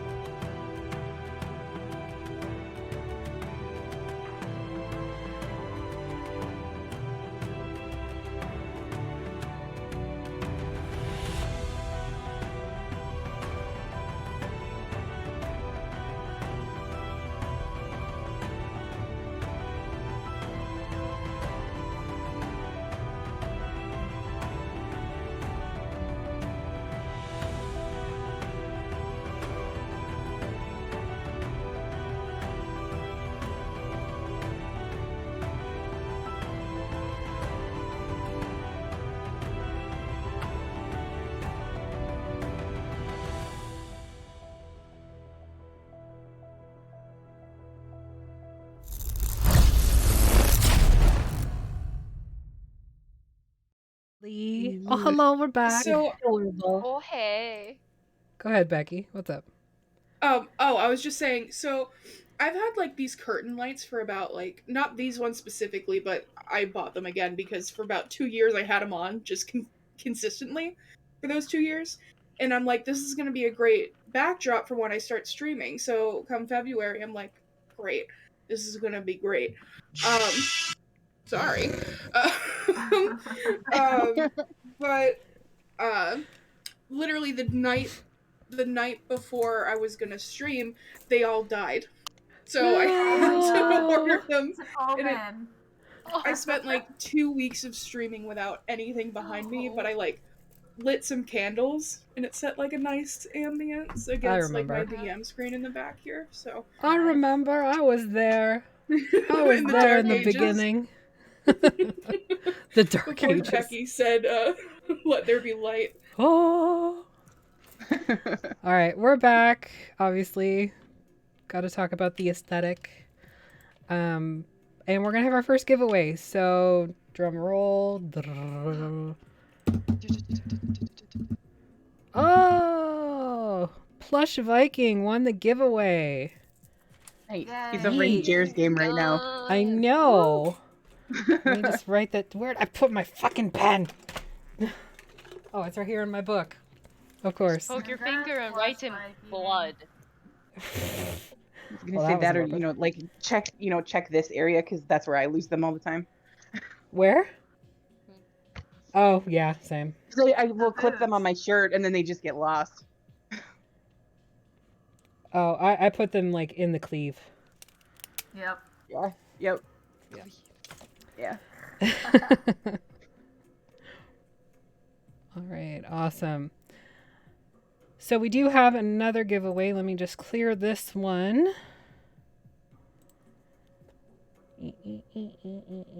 Clear. Clear, please. Clear, please. All right, we've got another set of dice to give away, so go ahead and start putting Gay Agenda in again. And, yeah, you'll be good to go for the next giveaway whenever we do that. And don't forget to donate to the Trevor Project using our link. If you donate, you will be entered into our grand prize draw, which has an awesome book, like a 5e supplement. It has dice. It has stickers. It has lots of shit. Super excited. We have so many good friends that helped put that basket together. And a very awesome picture as well. I can't forget the picture. It's beautiful. It is super cute. The painting by our very own Artemis. Hey. Don't make a face. Don't make a face. No faces allowed. Make this face. That's me. I'm talking about you. Yes, it is. Yeah, that's me. Dad me. All right. So, leaving Mal behind, or rather, she leaves you behind. You are looking for clothes. And your target, your contact Galilee. Oops. I pressed the button. We're good. We're good. We're good. Crisis averted. Crisis averted. Oh no. Briefly, Ah! there was only one face. Briefly. Yeah, my whole living room. Sorry. I didn't mean to click that. So, Gally, you do see Christine. She is just entering the marketplace with her caravan. She is seated in a coach that is at the very front of the caravan. But you can see her, like, the windows are open. You know, you can hear her kind of barking orders to the caravan workers as they drive the animals forward, along with everything that she's carrying from the trades that she had made while she was on the road. Veda ducks behind Iris. What are you doing? I'm gonna try Just to hiding behind you. I'm gonna try to sneak up on that like carriage that she's in. Okay. And try to be as sneaky as possible before like kind of like stepping up and like leaning in to the window. Oh, Okay. Try a grace roll. grace roll? Okay. Yeah, this is gonna be great. This is gonna be excellent. Okay, actually, yeah, that's a 9. Nice. Okay. It is great. So you hear a "Hey, watch where you're going" as you kind of like move in between the caravans towards her carriage, and you pull yourself up onto the edge and you lean on the window, and she's sitting there in all her glory, dressed in very embellished leather. Pardon me, hiccup. There's like cross stitching and gemstones kind of like woven into it. Things that don't have any worth, but used to. They're all sort of adorned all over her dress. And she's fanning herself with what's clearly a feather fan made out of some bird, possibly a pigeon. We have to kill this person right now. No. Jasmine, no. We're not doing Look! that. We Look need at her. this being! No, we don't. We need these. She has makeup on. Her lips are like stained red, and she's got some sort of charcoal or something on her eyes to make them like give them that smoky look. And her hair is washed and clean and flowing. I hope she gets pigeon shit on it. And she kind of looks over at you. Her hand goes to the stiletto at her hip. Oh, hello, Galilee. Oh, Christine, I gotta say, while I did thoroughly enjoy the vision of you without a shirt on, the last we met, I do have to say that this is just breathtaking.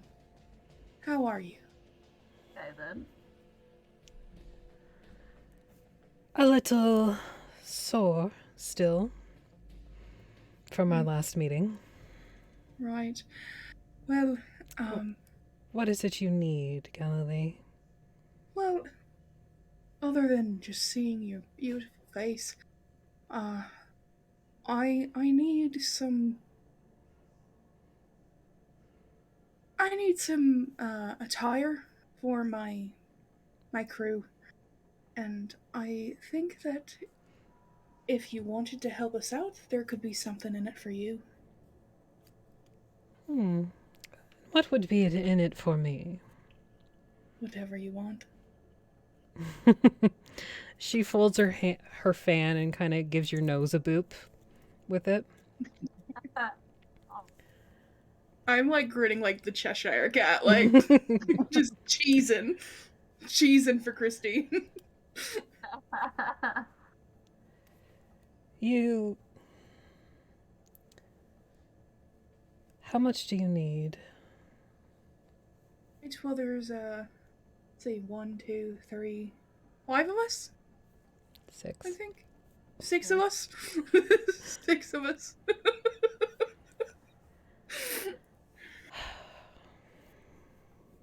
6? What, gowns, suits? What do you need? Whatever they would like. Heavens. And I promise, I'll pay you back in whatever way that you want.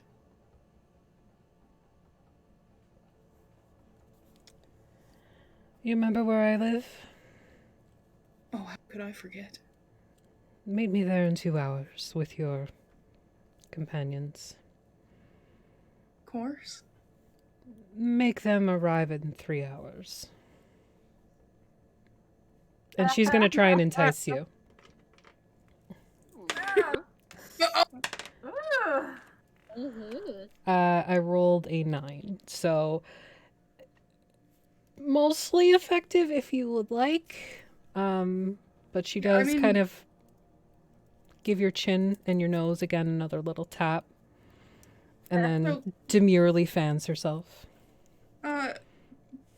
I don't know how this works, but Galilee would be truly smitten. Okay.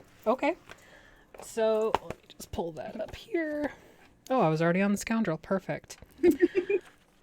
So, Like you knew. like I knew. So with Entice, because I have a mixed result, I can... Sorry, let me get to that.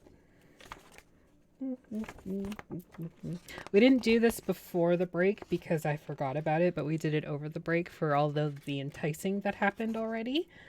So just to note make. Okay, so she appealed to your physical or emotional sensibilities. I'm assuming physical. Yes. So she gains a string on you, Okay. or she's going to get flustered and awkward, promise something that she thinks you want, or give in to the desire. So with this one, she's definitely given in to desire. All right. So because you're smitten, when you become smitten with someone, say why. So why are you smitten? We have. I feel like we have like very compatible vibes. Also, like, she's a knockout. She is. Galilee's not too. Galilee is not above like admitting that. She's kind of shallow. That's fair. No, that's totally fair. Okay. So she gained a string on you. And you answer this question. Why would our romance never last? Galilee's like the most commitment you really get out of Galilee is like a 2-month relationship. Like, she's always like feeling wanderlust, whether that be in people or actual places. Okay. So she likes to be on the move and exploring new horizons. Okay. Keeping in mind you're speaking to a traveling merchant.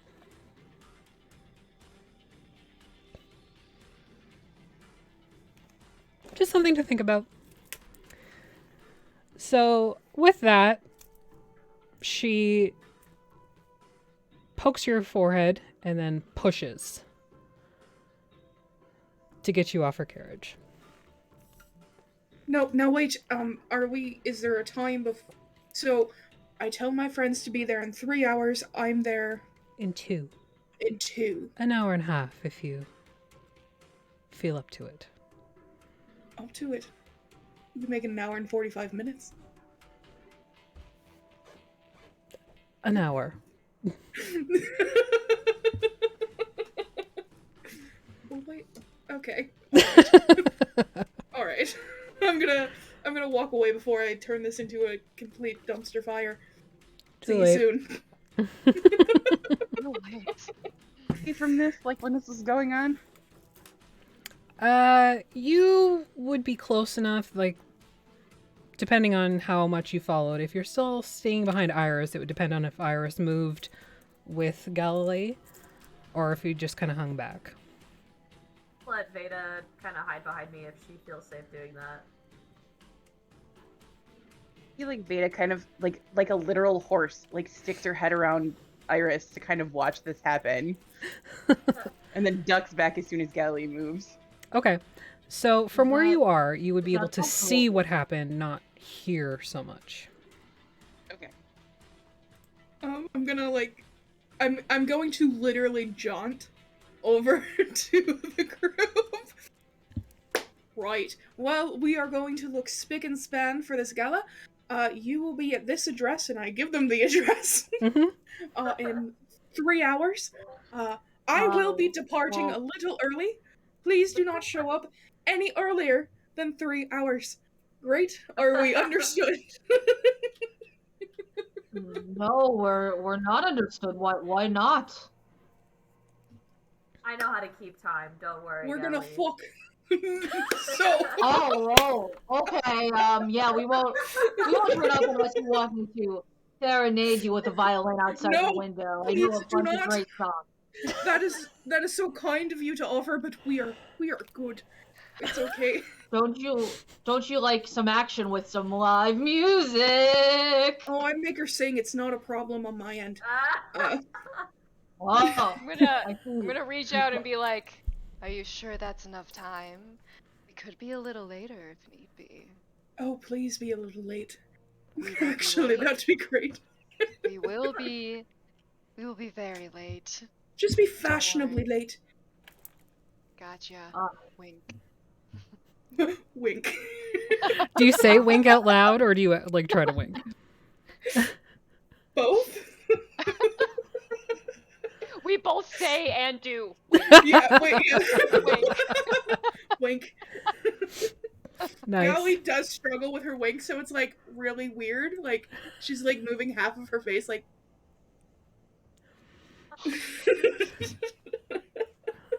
Love it. Love it. Love it. All right. Well, what So- do we do while we wait? It's like bright red during all of this, by the way. She's just hiding behind Iris, completely bright red.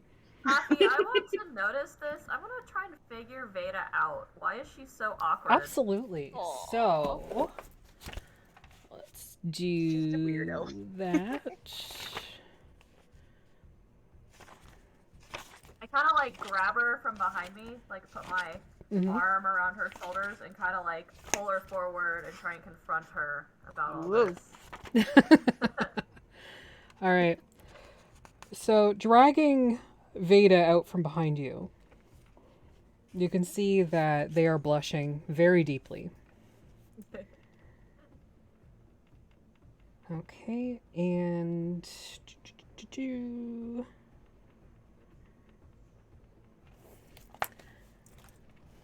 let me just confer. My apologies. Cool, we're all Sounds learning. good. How dare. I'm sorry, I tried to learn it, but this was a lot.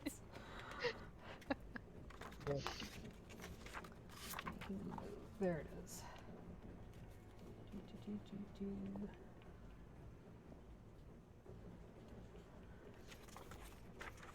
Okay, so you're gonna roll wit.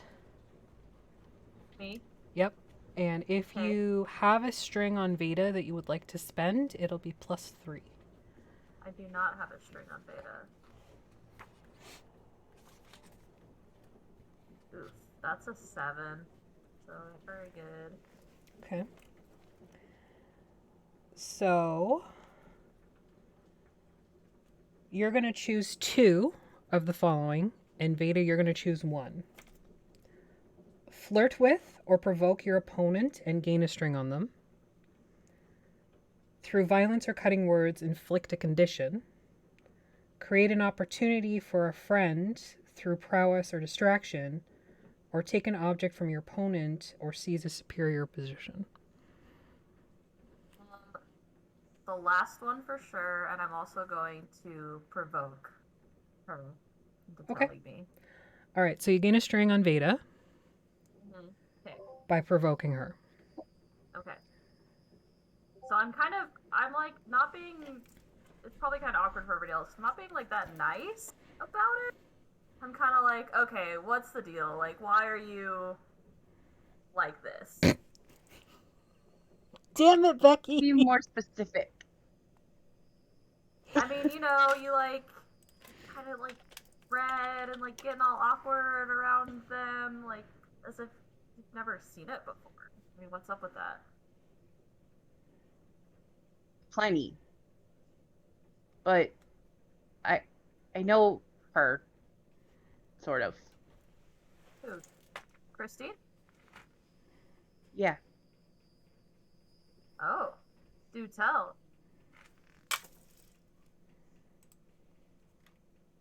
You know how sometimes when you grow up with people, you like are really good friends, and then you get to be grown-ups, and then you're not good friends anymore?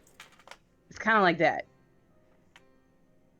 Why didn't you say anything to her when you saw her?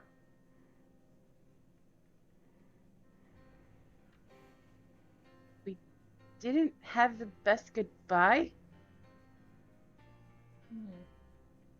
Happened? What was that, Becky? I didn't hear you. I'm sorry. Sorry. Well, what happened? I If you joined don't mind the sharing. rebellion. Oh. I left home.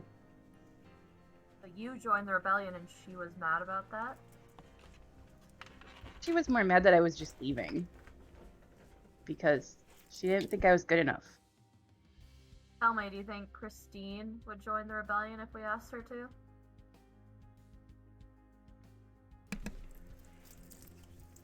Sorry, I had to mute for a second.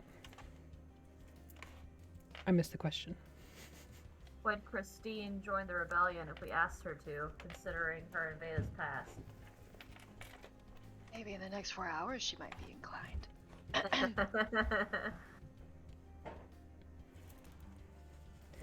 From your perspective, Veda, probably not. Alright, Think so. she probably can't be trusted. Gali, I know you guys have this thing going on, but we need you to keep it purely physical and maybe keep the pillow talk to a minimum. Right. I do have other things to talk about than the rebellion. Well,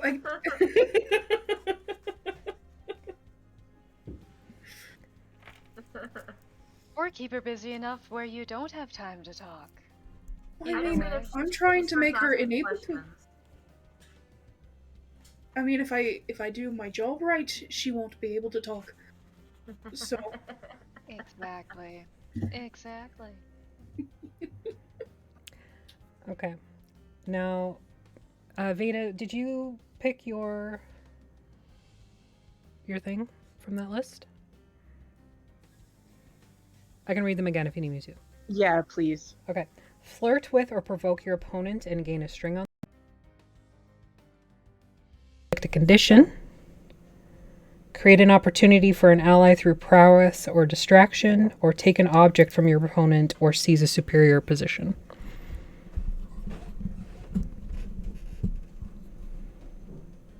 Probably create an opportunity. Okay.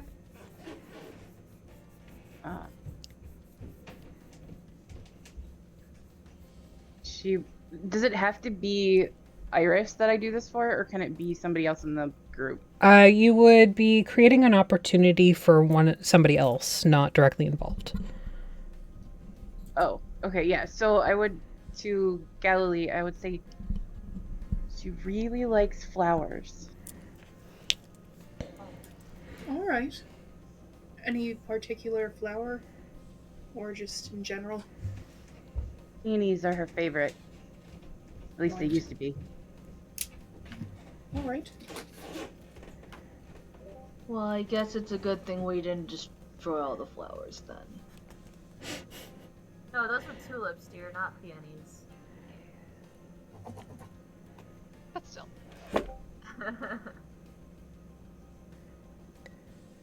So in addition to this, because you weren't technically in direct conflict,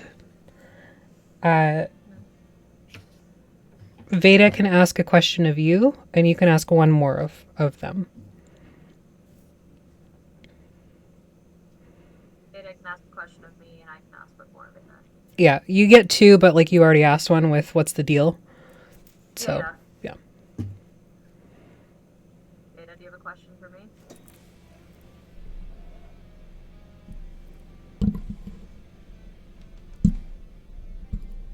Really? I'm sorry. My That's brain okay. just went, nope. You don't have to.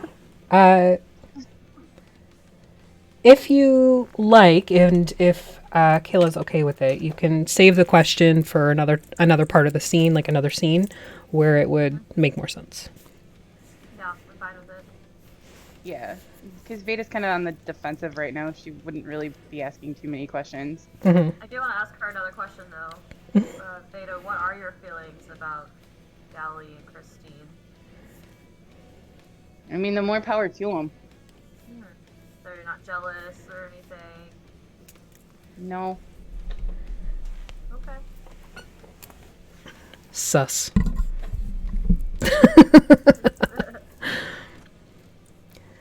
All right.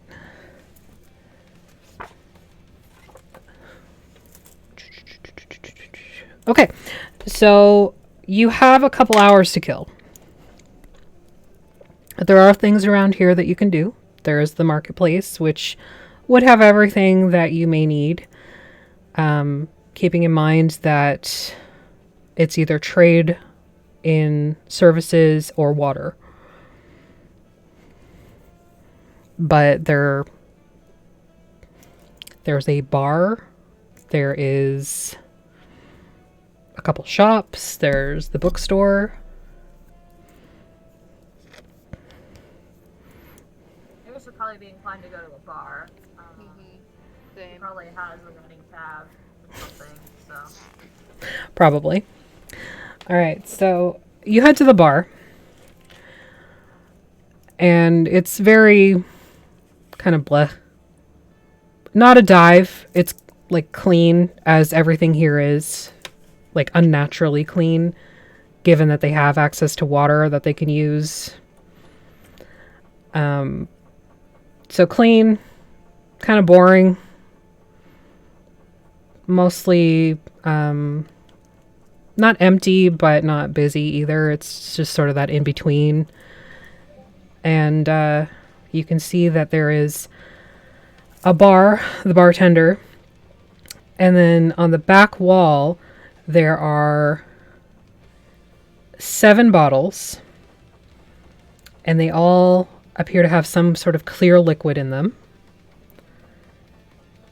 And then there's another shelf below that that has more like amber colored liquids, and they're full.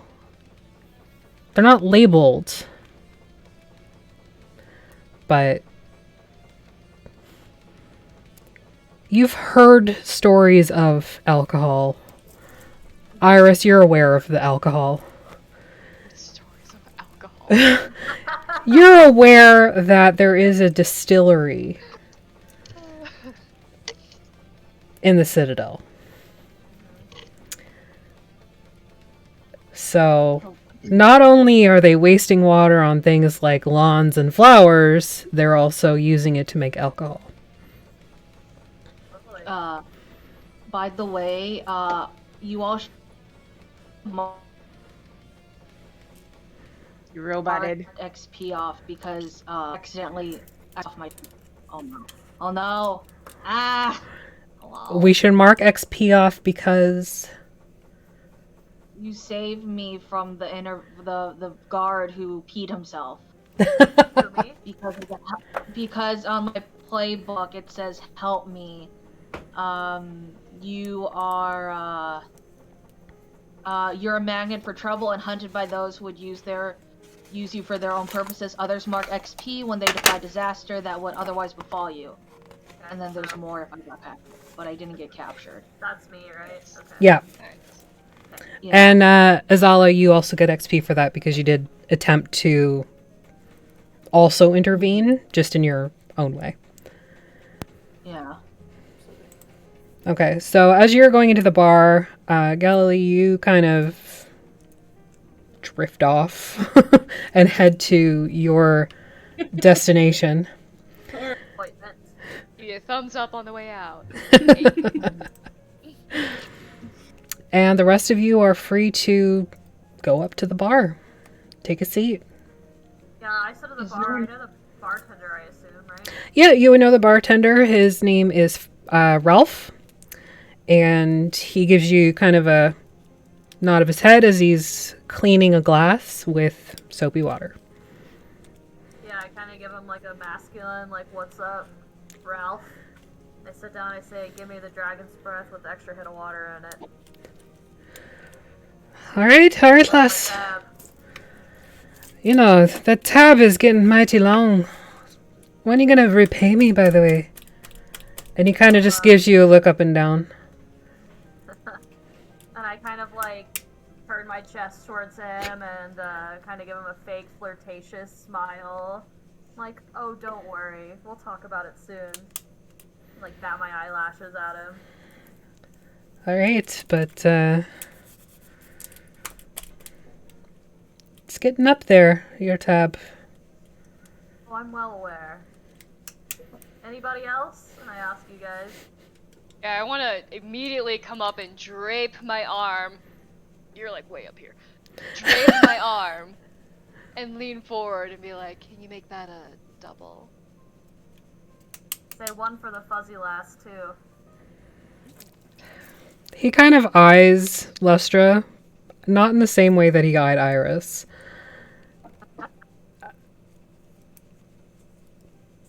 But he does pour 2 drinks for you. It's a very almost ruddy amber-colored liquid, and then he pours an extra shot of clear water in it from one of the 7 bottles on the top row. Okay, cheers.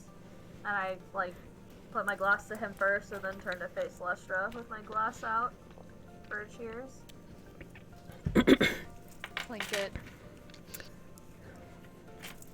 Okay. Down it. Throw it back. Yep. So, Lustra, you've not really had alcohol before. Don't I have the know, it's luxury. Esther all over again. Heck. You heard dragon's breath. Extra shot of water. Now, there's something in here that actually seems to be triggered by the water. It makes it hotter. So as you're drinking it, you're like, okay, and then the water, and you have this sort of capsaicin film on your tongue. And as the water washes over that, it almost acts like a minty refresh for a moment, and then it burns. Your mouth is on fire, and you can feel it all the way down your esophagus into your gut. Wow. Being someone who doesn't know, like, socializing or anything at all, I just, like, slam the glass on the bar, and I, like, push myself back, and I go, woo! Oh, it's hot! Throw my head back. Really, really loud. This garners some attention. A couple of heads come up and like look over at you, trying to figure out what you're on about, and you notice you're the only beast here. And one moment, I gotta check your playbook. Uh-oh. What was the bartender's name again? Ralph. Wow. Also, is there any live music? Not currently, no. Ugh. So Is there play music? There could be. there could be, yes. Jasmine. So Lustra, you're gonna mark off that you have 2 feral right now because you start with 1, and this gave you another one. Good. Oh I no. want it. All right. Just wanted to make sure that we were doing that. All right. So they all kind of like sneer at you and then go back to their own drinks. Good. I relish in this. Sneer away. Kind of use my feminine wiles, which I'm good at, towards Ralph. Okay. And, I'm like, so I saw Mal earlier. Has she been around lately? Probably twice the size as mine. Not in a while. She's been quite busy getting ready for the gala. Yeah, she is a busy lady, isn't she? Indeed. You would know best, I'm sure. Indeed. What about Dre? break has he been in recently? No, he can't be bothered. Truth.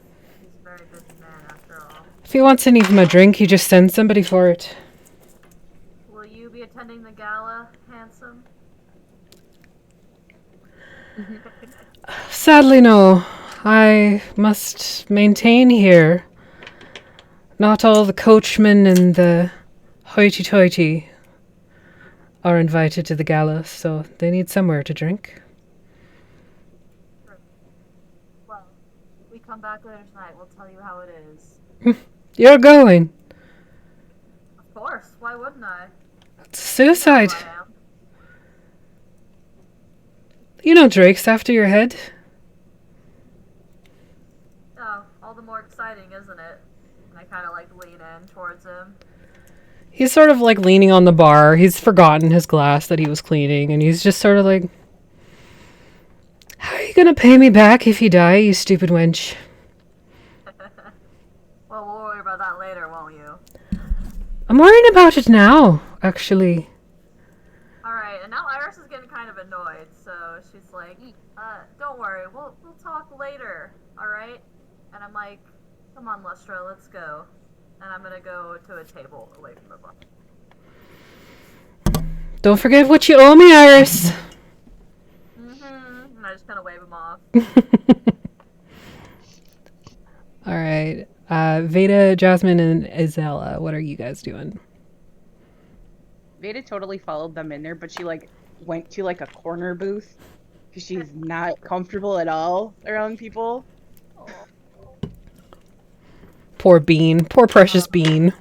I know. She's I'm got her sitting there- bag on the table in front of her, and she's like got the lid up, and she looks like she's talking to somebody. I turn to the others and I say, can you believe it? This bar has no live music. It's so drab. What are you supposed to do at a bar? Just drink? No, you come here for the ambiance, the pizzazz. Jasmine, you're right. You know, that corner usually had somebody not very well doing some kind of entertainment. Maybe you could fill that spot for a while.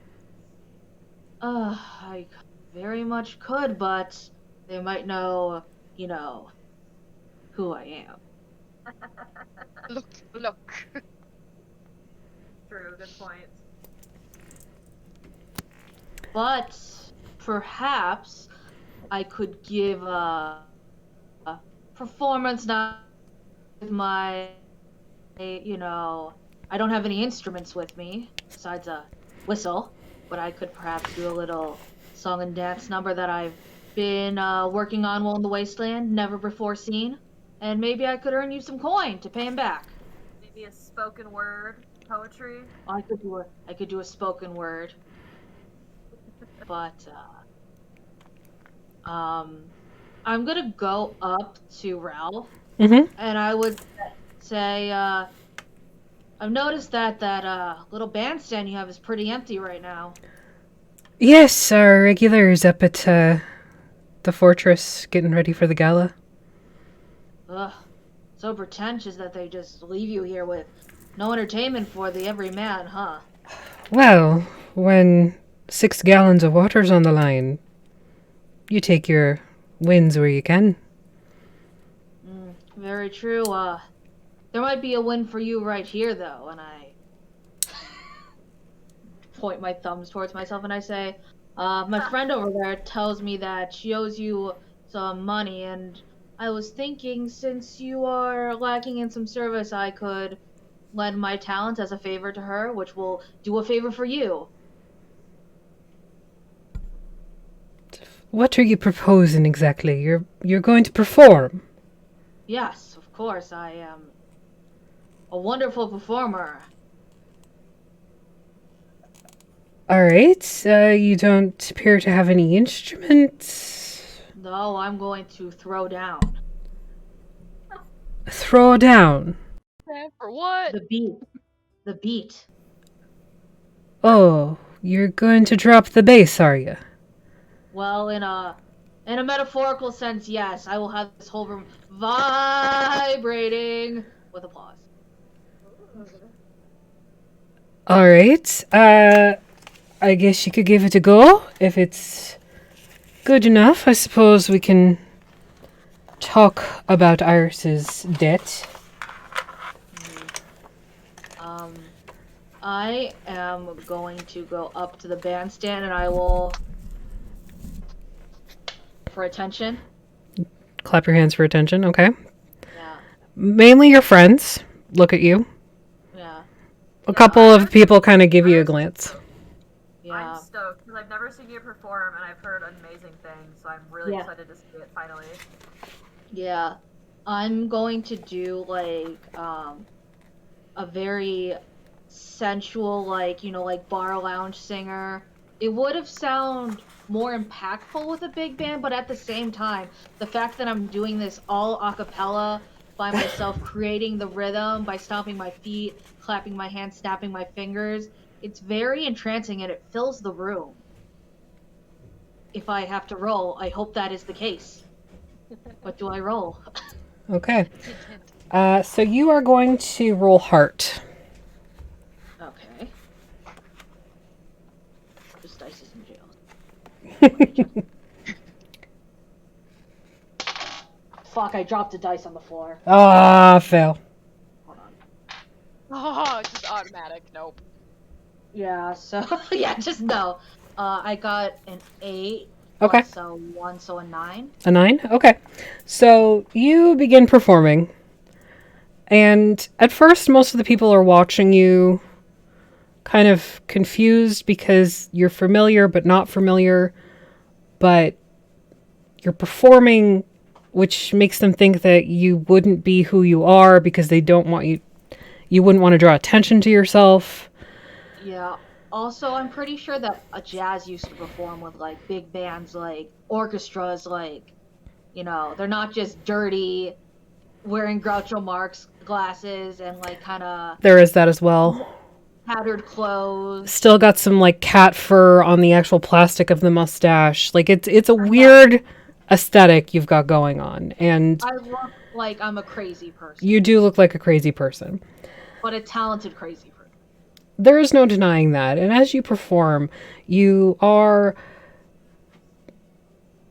vibrating the house. Down boots.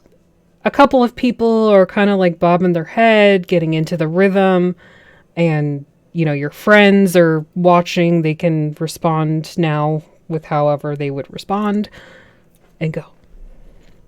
I'm very into it. Yeah, I'm like almost attracted to it. It's so good. Would you say you were smitten? It might be, yeah. Smitten? All right, we'll come back to that. Go ahead, Lustra. I was just gonna say, Lustra, with the heat of that alcohol burning through her bones, definitely gets up and just begins to dance to this. Wow. It would definitely turn to both. I think it's Izala and Veda. Like, would you like to join? I have 2 hands.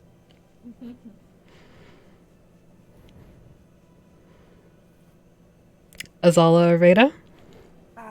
So I'm gonna be awkward about it and be like I'm not a big dancer, but if we all do it together, we can. Veda? Of what's in the Oh yeah, know. Veda's all over that. She loves to dance. It's like the one thing that she really loves is like dancing. Okay. Ah, So, Lustra... have both and pull them in and Perfect. yes. So Jasmine, describe your sort of progression through your set. Okay, so it starts off with like a stomp and a clap, and then I start adding the vocals into it, and the beat keeps repeating, and as I go, it speeds up into a further, where like you could imagine that there's like a choir behind me echoing from how I can belt so efficiently, and you can hear like the whistle tones too, as I'm balancing all these musical elements in my piece. God, Beautiful. much talent. Yeah. So the song ends, And the three of you are very hot and sweaty. Air conditioning isn't a thing. Even here, it's not a thing. Iris, are we smitten? Oh yeah, that was hot. All right.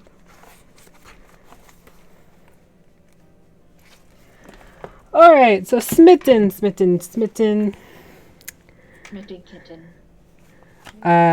So it was because it was a very enticing song and dance that you are now smitten. You're going to give Jasmine a string, so they now have a string on you. And you're going to answer the question, why do you think Jasmine would be wrong to forgive you?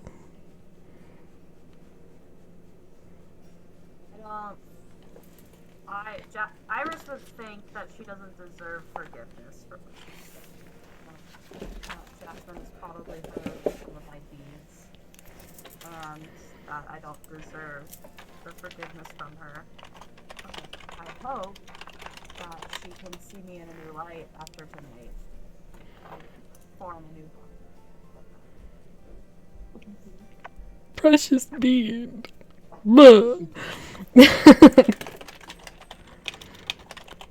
Alrighty. So, Jasmine, mark off a string for Iris. You have another string on them. Can Veda give a string to Lustra and Azala? Absolutely. Dancing with her. Mm-hmm. So, Lustra and Azala, you both have a string on Veda.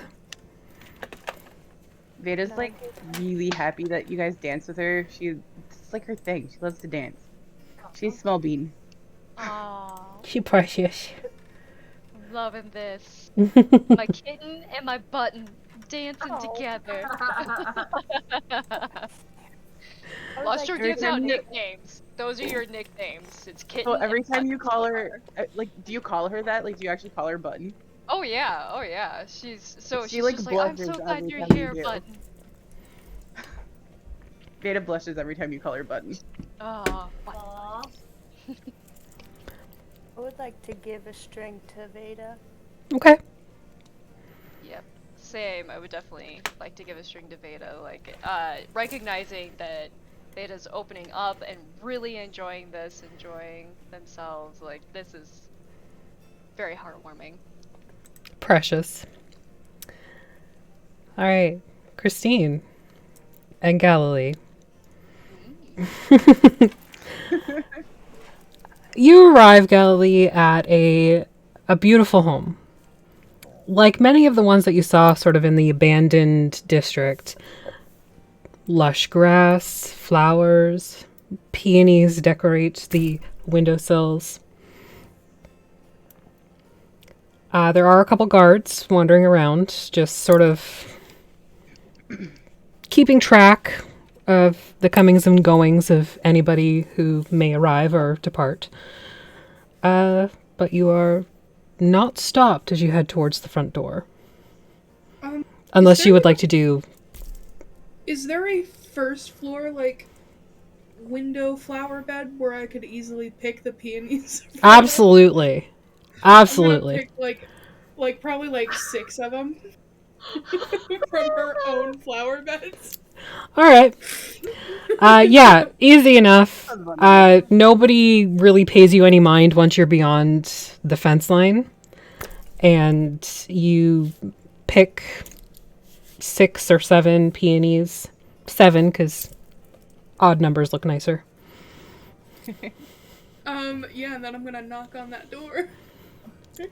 The door opens, and you know that Christine has staff. She usually has a butler or servants that would be doing like the menial tasks. However, she is standing at the door, and she puts her hand up on the frame and kind of leans out, curls a finger into your shirt, and pulls you inside.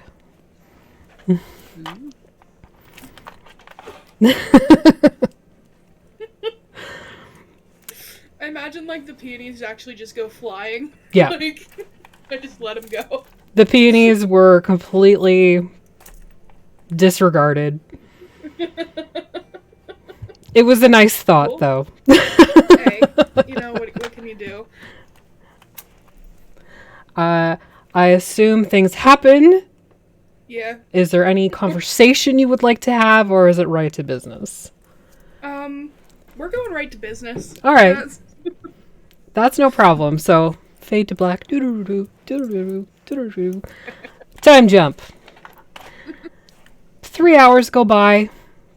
Veda, Azala, and Lustra, you guys are still dancing. Jasmine's still vibing. Iris, what are you doing? I'm watching Jasmine and kind of keeping an eye on the door in general and kind of keeping track of time, but I'm getting kind of anxious to leave, so. Okay. So gather up and head out? Yeah. Okay. Jasmine. Iris is sort of standing at the back going, Okay. I instead of doing my usual former bow and curtsy that I'm famous for, I go, thank you very much. Give all the coin to the bartender. I am out. they all kind of like glance at you a little confused at the mention of coin because currency isn't a thing. But that would be they my get the character profile. they get the idea. Yeah. All right. So I heading. don't know why, but because it's water that's kind of currency, all I can think of is like, alright, so you can squirt your direction towards the bartender instead. Give all your squirts to him. I hate that. I I know. love that. I hate it so much. I loved every second of that.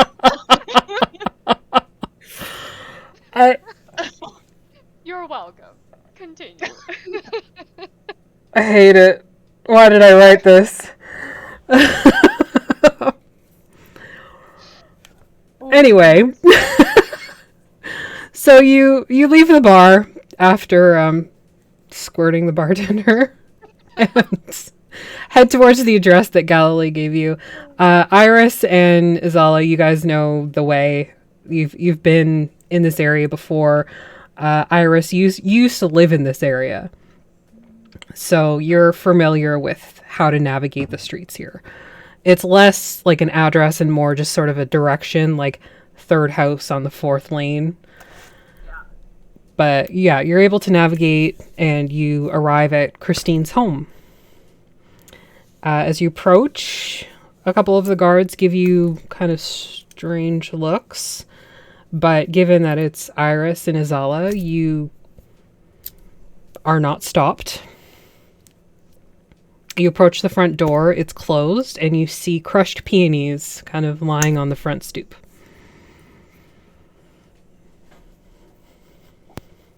Very You made polite. it. You know, flowers, they live and they die. Just like this. I want to press my ear against the door just to make sure all is safe. I pull Lustra back by the scruff of the neck when she does that, and I just knock really loudly on the door. Lustra, do you allow yourself to be manhandled? No, All I right. do not. All right. So how do you respond? Feeling someone reaching for that, I would immediately like backhand and attack Okay. and whip around. Let me get my book out. Oh shit! First PvP, friends. Hell yeah. Kayla, you're okay with that? Yep. Okay, cool. Just wanted to make sure. Okay. Fighting.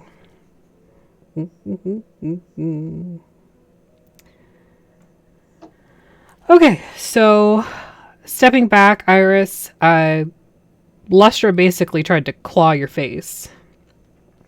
Essentially. Do not touch the fur. Unless if I want the touching of the fur. Consent is important. It is. So you step back. Do you draw blades? Yes. I would instinctively whip out my blade, yeah. Same. Okay. Describe your swords. I have a very masculine, almost like kingly looking sword that may or may not be mine. Okay. Lustra? I definitely pull out this dagger that is crude and rude. It looks like random various pieces of assorted metal has been just kind of like melted down together, kind of jutting at random throughout, kind of forming an ultimate point, but there's also like splinters all along the way. Jesus. Yeah, it's like a barbed wire dagger, basically, of various metals. Okay, perfect. All right, so you're both gonna roll either daring or grace. Definitely daring for me. Yeah, same. They would both have the same effect. It would just be like based on your modifiers. Okay. I got an 11. Oh shit. Oof. I only got an 8. All right. So Iris, we'll start with you just because you rolled higher. You choose 3, and Lustra is going to choose 1 to apply to you in response. So you can flirt with or provoke your opponent to gain a string on them. Through violence or cutting words, inflict a condition. Create an opportunity for an ally through prowess or distraction, or take an object or seize the superior position. Okay, I'm going to inflict insecure on her. Okay. Her feel insecure because I'm bigger and better than her. Okay. And I'm going to just try to steal one of her like little trinkets or like little pieces of cloth that she's wearing or something. Like maybe just cut off a piece of fabric from her. Okay. And what were the choices again? So flirt with or provoke your opponent to gain a string on them. Okay, Or provoke her. Okay. Provoke her further than we have been. Okay, so you're provoking her to fight? Yes. All right, and you gain a string on Lustra. Okay. And I'm like, come at me, little girl. All right, so Lustra, you can choose one of those to apply to Iris. And it was provoke Or flirt. or flirt. Provoke or flirt to gain a string. Through violence or cutting words, inflict a condition. Create an opportunity for an ally through prowess or distraction, or take an object / seize the superior position. I will try to... I'll do a condition. I would say maybe angry. Trying to figure out, like, I don't fully trust this person at all before me. You obviously have a bunch of inside intel. You know a lot of people here. You're from within, I'm from outside. So that alone makes me just distrust you from the get-go. Yeah. Just mark our conditions, right? Yes. So Sorry, we just got a big donation. Thank you so much, My Story. Welcome to the Vactair, and thank you so much for the $50 donation. Thank you. Oh, thank you. I'll add you to the wheel of destiny. Thank you. Just not copyright. Amazing. All right. So the insecure condition, You have -2 to entice. And you're basically going to be clinging to connection, fish for compliments. You're not feeling wholly yourself. And sorry, did you also apply a condition to Iris? I got Yes. angry. Angry? Okay, so you have -2 to figure out a person. So you're going to be seething, lashing out. But are you angry at yourself or someone else? Right. Okay. Question. Answer. Are we just watching as this goes on? You can intervene at some point, but for the first round or two, no. No, I'm gonna Sorry, just Chris, kind of next door. step in front of Veda, just because I know that they're probably a little more sheltered and I don't want her to get hurt. So I kind of like put my body in front of hers, where she can still see what's going on, but that I would get hurt first if something were to happen. Aw. That is so cute. Okay. We Give both it- take a Aw. second to be like, "Aw." Go back to fighting. Anyways, I'm angry. I've got my angry eyes on. Thank you for the bits and for the follows, guys. Thank you so much. All right, so here's how it plays out. Iris, you take the first go. You swing your sword, and in taking something from Lustra, you actually pop a couple of the buttons on the front of her shirt. You can see now the beginnings of the white heart on her chest that's in her fur. Oh. And cleave. Of course. There is very little clothing at all. Oh my god. Holy Dude. What you doing, man? What you doing? Thank you, Emerson. Thank you, Emerson. You're too awesome. Thank you so much. Crazy, crazy people. We're so lucky to know some people, man. We love art. Yeah. All right. And you call out to her and basically insinuate that you're stronger, you're better, you're trained for this. She's nothing in comparison. But you've also challenged her. Come at me. Yeah.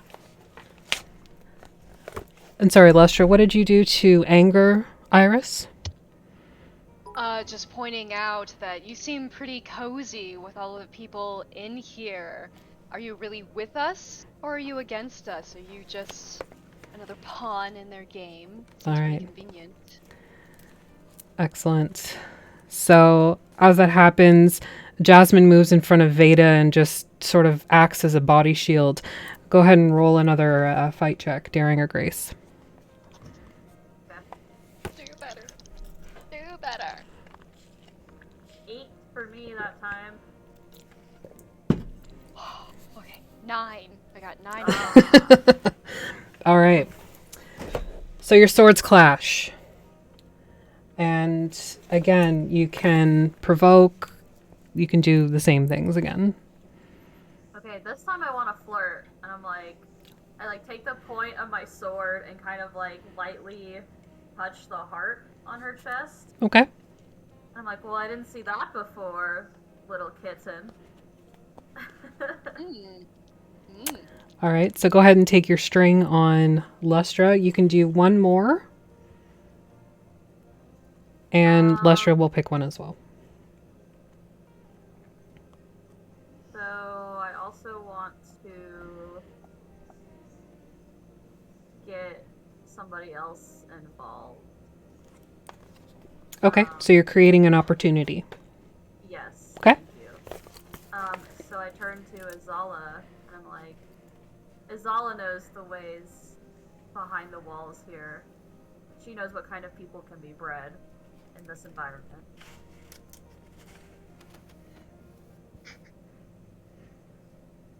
I'd say phrasing, but I feel like that was on purpose. It wasn't actually, but I think it just goes in with the flirting, though. yeah, totally. So, Lustra, Iris has essentially said that you're breeding chattel. So you can do the same. 2 conditions, and Iris will pick one for you.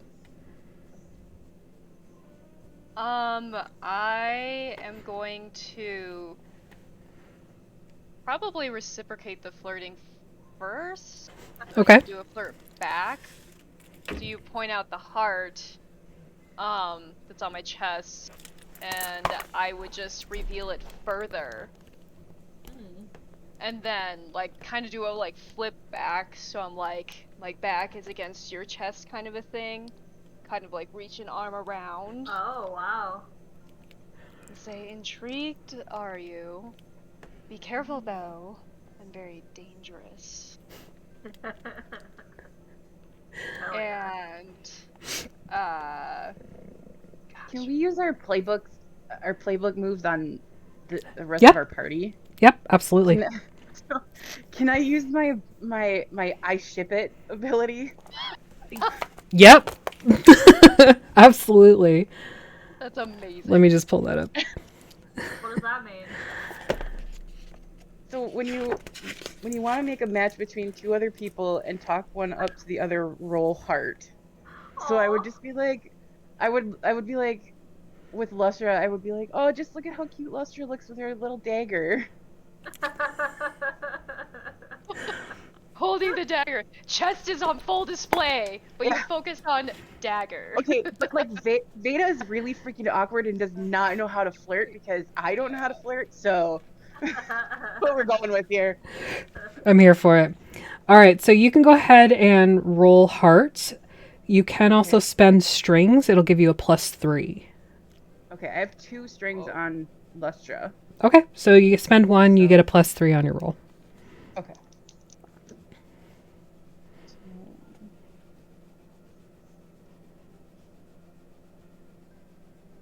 That's a 12. Damn, that is a upbeat. So you may give the listener a string on the other person or give the other person a string on the listener. So given the situation, you're basically chatting them both up. I would say you can give both of them a string on each other. Yep. All right. Wow, I've got a lot of strings on you all of a sudden, Lustra. And you both got another string for flirting. Yep. So, Wow, okay. yeah. I've got 3 total. That increased so much. All right, go ahead and roll them again. Oh. Wow, really? Mm-hmm. Okay, I'm gonna spend a string this time. Okay. So that'll give you a +3 on your daring or grace. Okay.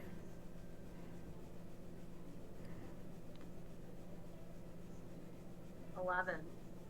All right. I got another 9. Okay.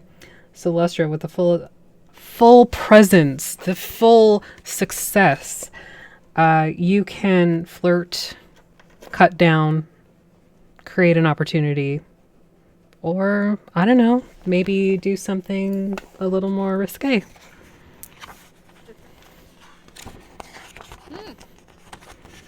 You can Alright, what's the also adrenaline? figure out a person if you want to. Oh, I forget about that. What happens with figuring out a person? So with figuring out a person, they would pose you a question and you would be inclined to answer. And with Okay. that high success, you would ask, Iris would ask 2 questions, now or later in the scene. I'll do figure out a person. Yeah. Okay. Well, it's Iris. Iris is going. Yeah. She has the upper hand in this fight. Oh, I'm asking the question? Yep. Or you can do something else. Okay, yeah, I want to ask Lustra what made her want to join the rebellion after all.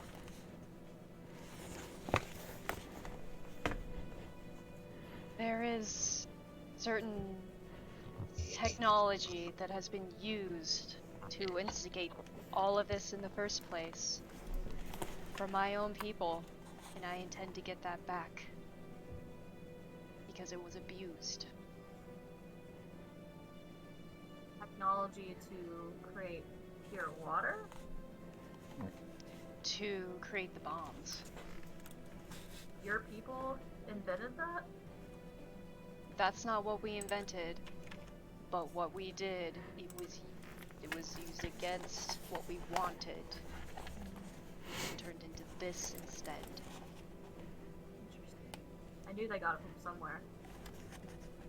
Alright, that's my question. Okay. So this conversation happens as Lestra is still leaning back against you. Yeah. The front of her shirt very open, kind of like showing the gap. The heart is on display. Her hand is back behind your head. You can move, you can do whatever at this point. If you want to continue fighting, roll it again. I don't think I want to continue fighting now. I actually kind of like turn her around and like gently like run my hand across the heart on her chest as I spin her to face me. Okay. And I'm like, enough of this. I've had too much fighting from people in my life that I need to trust. We've got bigger fish to fry here. Ada's just off to the side going,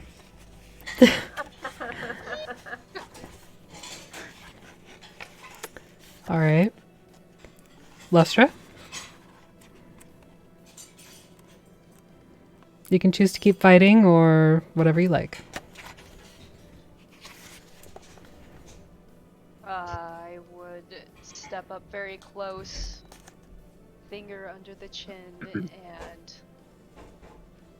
we will put this off for later. That's for sure. Kind of turn and do the little tail wave under your chin. My poor kink tail. Slap, slap. Unintentional.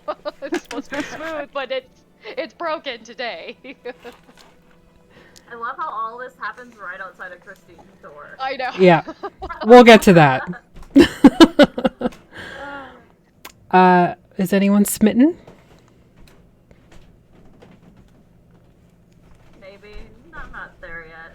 I'm Not still, yet, but Still that was... swooning over Jasmine. That was pretty Hecking. hot though. Yes. All right. Just gotta ask. So inside, Galilee, you have finished. You're just sort of relaxing at this point. Yeah, she has. And you hear outside the clashing of swords, some unintelligible yelling. Unintelligent, I mean.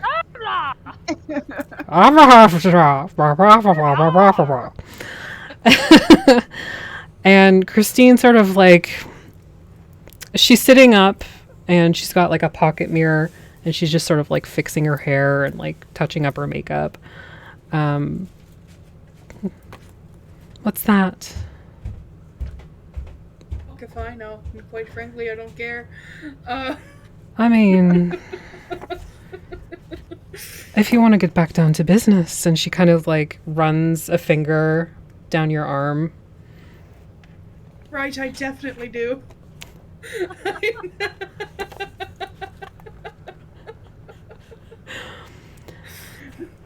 She... Yes. Yes. It's always going to be yes. Yes, that. Yes, that. All right. So you get back to business. And downstairs, the door opens and a elderly badger man opens the door. He's just sort of hunched over, long snoot. He kind of gives you all a wary eye. And of course he opens the door just as like Iris is kind of tracing the heart again on Lustra's chest. What can I do for you? What are you doing on the Mrs. Lawn? Oh, we're here to see Christine. We have some business with her.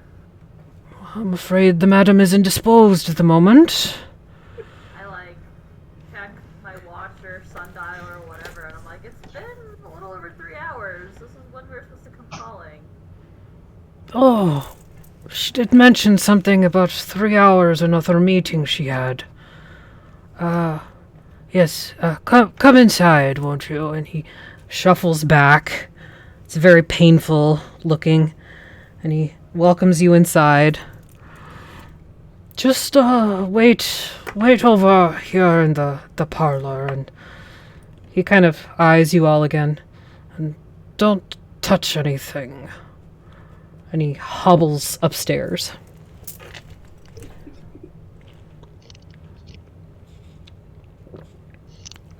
The parlor you're in is, despite it being how it is outside, you can see that there are pieces of art, sculptures, candlesticks, things that would not be something that most people would take are here. This is all luxury items. There's carpets. Like, it's furniture, like decadent furniture too. Obviously a little ratty from age, but you know, it's not this sort of place that most people, especially those out in the waste, would be living in. Yeah, it doesn't faze me though. Unlike No, you're aware of this. Same with Azala.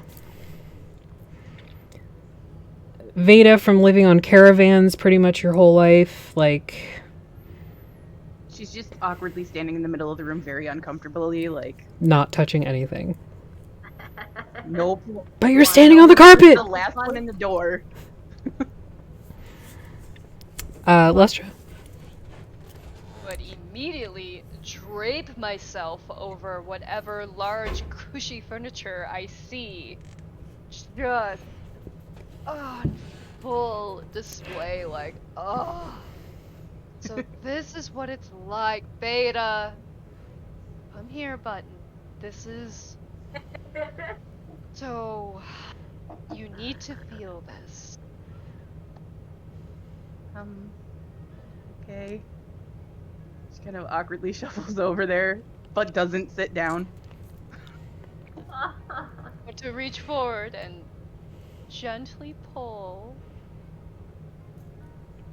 Do you go? Join me in this excursion. It is. Yeah, but it's more of like an awkward flop than anything. Excellent.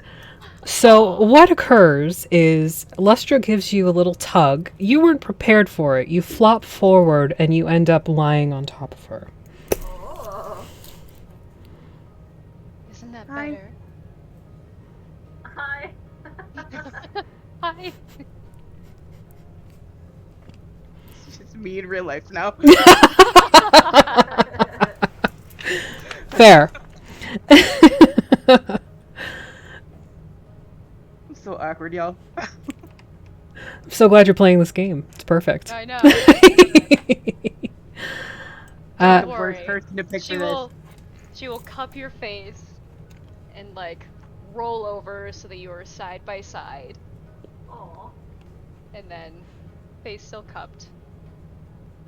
Is this more comfortable? Say, Veda, enjoy living in the lap of luxury while you can, because soon we're going to destroy it all. Okay. Okay. Now, let's be a little quiet, you know, keep the peace for now while we're in the sheets of you know, the big bads. Speaking of sheets, Yeah. Gally, you hear a knock on the door. You're a little preoccupied. Christine just sort of throws a blanket over you. Come in! And you hear this door open and some shuffling. Oh, madam, your appointment is here, the one about 3 hours from the arrival of your other guest. Where is your other guest, by the way? Never mind that. Just go. I'll be down in a moment. Give them some water or something. Yes, madam, of course. And you hear the shuffling again, and then the door closes. Is there a, like, one of those, like, dramatic robes with, like, the, like, floof on the brim? I just murdered my husband, and Yeah. yeah, Yep. Yeah, there just absolutely is. We can say that there's like 4 different colors. It's definitely the I just murdered my husband and inherited all of his fortune gown. Yes. It's sheer, except for there's like the fur collar and like the fur around the arms and the fur at the bottom. It's very flowy and see-through. Yeah, definitely some of those kicking around. Hell yeah. That's When I'm hot. throwing that on. All right. I'm going downstairs. So it is very sheer. Yes, dude. Yep. As you head downstairs, your friends are in the parlor. You are fast enough to walk by the butler, who gives you a look and then a double take. Oh, madam, please. I can see everything. Everything. That's the intention. Oh, I'm dear. welcome. Oh, my chest. Go And he hide like in sits the down on the stairs and is like, "Oh goodness, I am too old for this. Oh goodness." back. And he's still like covering his eyes so he can't see you. Aw, the weak masculinity. Precious. So you walk into the parlor, pretty much naked for all intents and purposes.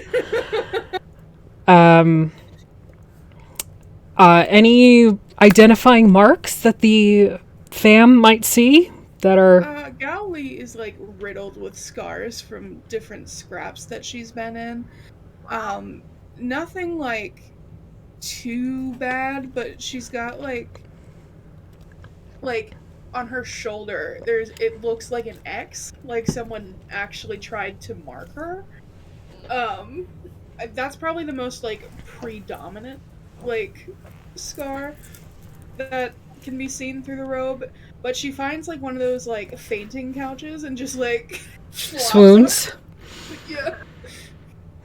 Right, how was everyone's afternoon? Y'all can see everything.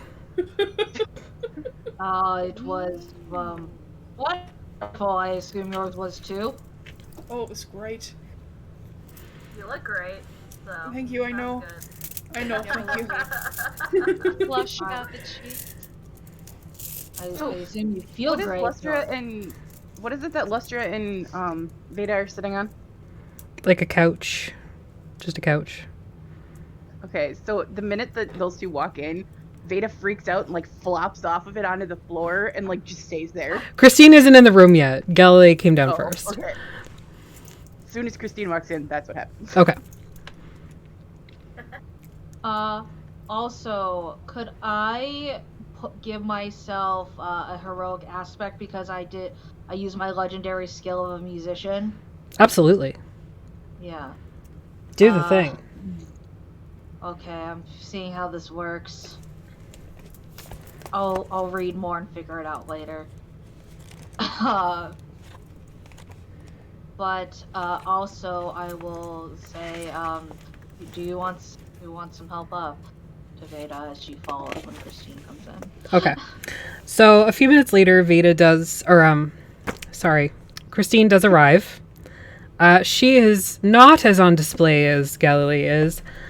She has some sort of like like a nightgown on underneath, but she is wearing a very similar robe, cinched at the waist, and she regards all of you and gives Jasmine an exceptionally long look, and then sort of stares at the back of the person that's flopped onto the floor. What? Oh, you are the ones that require attire for this evening's gala, yes? Yes. Nope, I'm good. No, you do need some. We all need some. Perhaps some more disguises as well. Disguises. And she looks down at Galilee. and then looks down at Galilei. You like what you see? Oh, you know I do, Fine, we can darling. go back upstairs. We have got business to attend to, ladies. That can wait. Fine. Later. After the gala, perhaps. Maybe at the gala? Who knows? We might have 15 minutes. Maybe. There's much work to be done. What sort of disguises are you looking for? Well, myself for sure, possibly Jasmine, but almost certainly Azala will need like a mask of some sort. It's not a masquerade ball. Oh, I'm aware of that. Maybe some heavy makeup then. Me especially am being looked for, let's say. So. Indeed. Very well. Come with me. We'll find something that fits you. Perhaps. We'll see. She leads you all back upstairs. Veda, are you going, or are you gonna remain? Yes, just like at the very end of everything. She waits until everybody else goes. Okay. So, face down on the floor, you wait until everybody kind of recedes, and then you get up and follow. As you're walking up the stairs, you see the... Probably trip over a coffee table. Sure. There's a loud thump. You guys aren't sure what it is, but then you hear a shit. You guys walk by the butler, who's still sort of sitting on the stairs with his eyes covered. But he's... Ugh. Disgusting. Especially as Galilei walks by. And you head into the main bedroom. It's beautiful for, just fabric that's starting to show wear and tear, and definitely has a particular smell to it at the moment. And she walks you into a walk-in closet where there are gowns and suits and just pretty much any type of clothing you would like that you fantasized about. It's here. Where she got all this stuff, you can only assume it's from trading on the road. She is a water merchant after all, but some of it may have been foraged. We'll put it that way. Understandable. Definitely certain things were sought out specifically because they are so pricey. Like if you were thinking like Louboutins or, things that were very, very high shit. And she's got them. She leans up against the wall beside the door and folds her arms over her chest and says, well, go on, find something you might like, and then leave, I suppose. Galilee's just looking at Christine. Right, well, what if I already found something that I like? Wow. She's so sly. She like rubs her fingers up and down the furry lapel of the robe. And you can tell her fingers are like drifting a little bit closer than is polite. Later. Right, sorry. Galilee's gonna go and find something to wear now before she gets herself into more trouble. All right. So we're going to take a break. We're going to do our second door prize. While we're on break, guys, just look for some inspiration, maybe find something that you would like, because pretty much anything that you can think of, she's got some version of it. So if you want to be in the draw chat, just put gay agenda in chat and you'll be entered automatically, and we'll do the draw when we get back. So hang tight. We'll be back.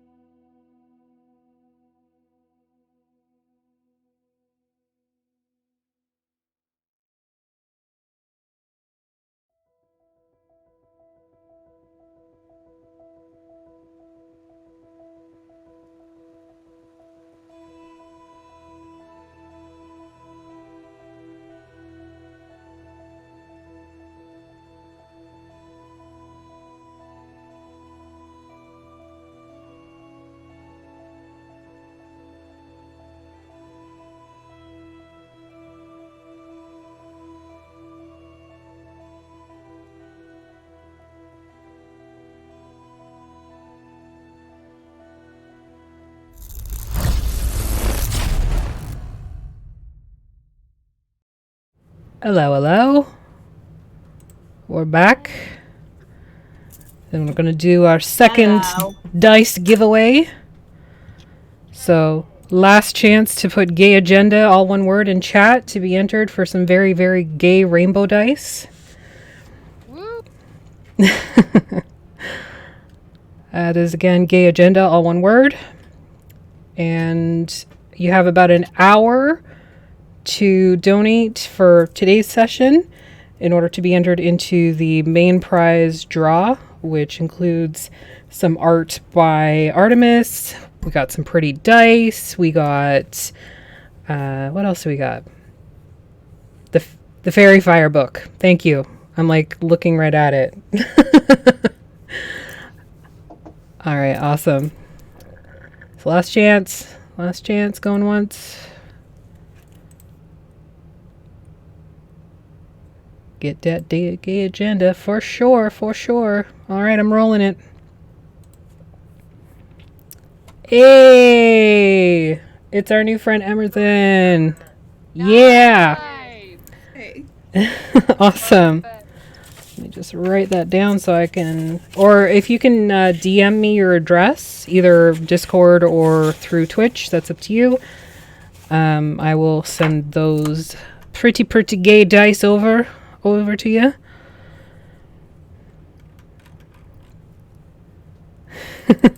You won, buddy. Where is it so I can remove it? There it is.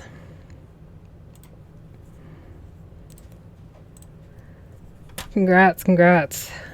All right. So we're probably going to be playing for about another hour-ish. Depends on where we get to. And we're actually going to play again on July 5th at 8 o'clock Eastern. Probably 8:15 because I get off work right at 8.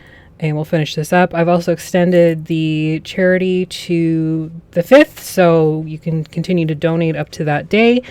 And we'll have another big batch giveaway after today for that one as well. All right. Hi, Lisa Bish. Welcome to the chat. All right, awesome.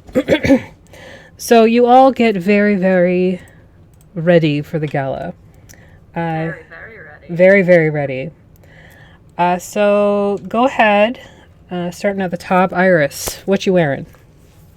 Okay, so Iris has a sleeveless, like tank top style, like low knee cut, lots of cleavage, tight dress. That kind of like bells out at the bottom, but the rest is like pretty skin tight. It's got a slit in the side, and it is like a bright, sparkly silver, just like not quite like disco ball, but just like very shiny silver, metallic-y, that kind of like soft, gentle fabric. Yeah. Awesome. I love it. Lustra. So Lustra finds kind of a, I think it's, the term is like mermaid style, where it's like kind of tight up top and then it kind of like flares like right at the thigh, but then she takes out her claws and like shreds it. Add to your feral, please. In her eyes, tastefully, maybe to everyone else, not so much, but she basically creates her own design where it almost looks like it's hard to describe. It's like a cage in a way where there's only like strips of fabric barely covering the bits that are inappropriate to society, just by like a hair. Like all across her front, all across her below, like everywhere, like a lot of skin is showing. Okay. I have an image that I can send to at least our chat, but yeah, it's very like very out there. But technically it's a dress. Okay. So yeah, just make sure you add to your feral for that. And Okay. Because woohoo. Yeah. All right, Jasmine.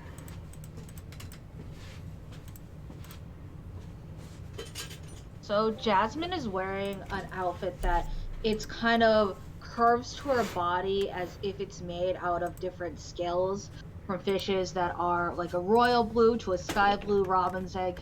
Various shades that kind of shimmer as the light hits them. It's has kind of like a U shape cutout down into the breast, and then on the where the sides of the skirt are on her thighs, imagine like thin fish fins coming out that you might see on like a sea dragon, aka a seahorse.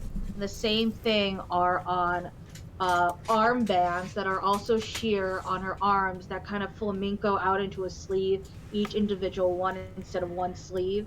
It kind of gets wider as you go towards the elbow. And as she walks, due to the rhythm she naturally has, it kind of causes the whole garment to move in a very hypnotizing way. And on her face, she wears a pair of like sunglasses that are a similar colored bright blue, and they have like kind of like a veil. Like if you've ever seen the look of, oh god, I'm forgetting his name. I'll have to think of his name. Billy Porter, I think. It's like the shades that kind of like have the fabric draped over. Okay. Yeah, and bright royal blue matching lipstick with a silver shift to it. Nice. Yeah, that's a good point. I would want to wear some kind of like head wrap that also has like a veil or like tassels covering my face. Okay. We'll go Sia style. Some sort of fringe that kind of just covers, but you can still see through. Totally. All right, cool. Galilee. All right, Galilee is wearing a suit. She found this. It's very like aristocratic, like with the puffy collar, and she's got this vest. It's all black, but there's like this damask pattern and the damask is in like gold, and she has like very tight pants and a tight jacket, but there are like coattails on the jacket, like those two little butler coattails, and with these like super high like laced up stiletto boots that are also black. Okay. She basically matches her sword. Love it. I love it. I'm here for it. Veda. He like rushes past Christine into the closet like as fast as she can. Mm-hmm. And then once she's in there, she obviously is very like out of her element, and like before she touches anything, she like rubs her hands on her clothes to make sure they're clean, and like goes up and down the line a little bit and finds like a very, it's kind of plain looking, but it's purple, and like it shows off the girls a little bit, but goes off the shoulders, and like it's very like flowy, and she doesn't necessarily wear a mask, but she finds like a headpiece that's got like feathers that stick up, kind of Like a fascinator.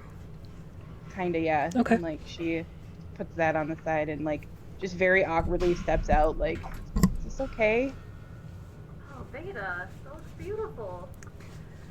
It is perfect. Hearing that, Christine kind of looks up from the door, gives you once over, and then looks away again. She immediately shrinks in on herself. Yeah. Zala. Nothing here is full coverage. Good. Okay, so we can adapt. I've watched a lot of what not to wear.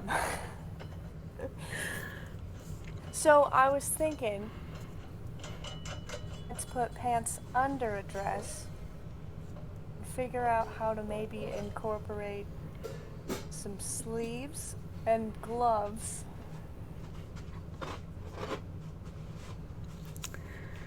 Obviously, I need my head covered too. That would have to be stylish, which is something I have a fault in. There was a word that Galilee said, and I got stuck on it because I don't know Russian. But, yeah, I think so. It's like a pattern, like an imprinted pattern. Put it in the Okay. chat. Yeah. Okay, thank you.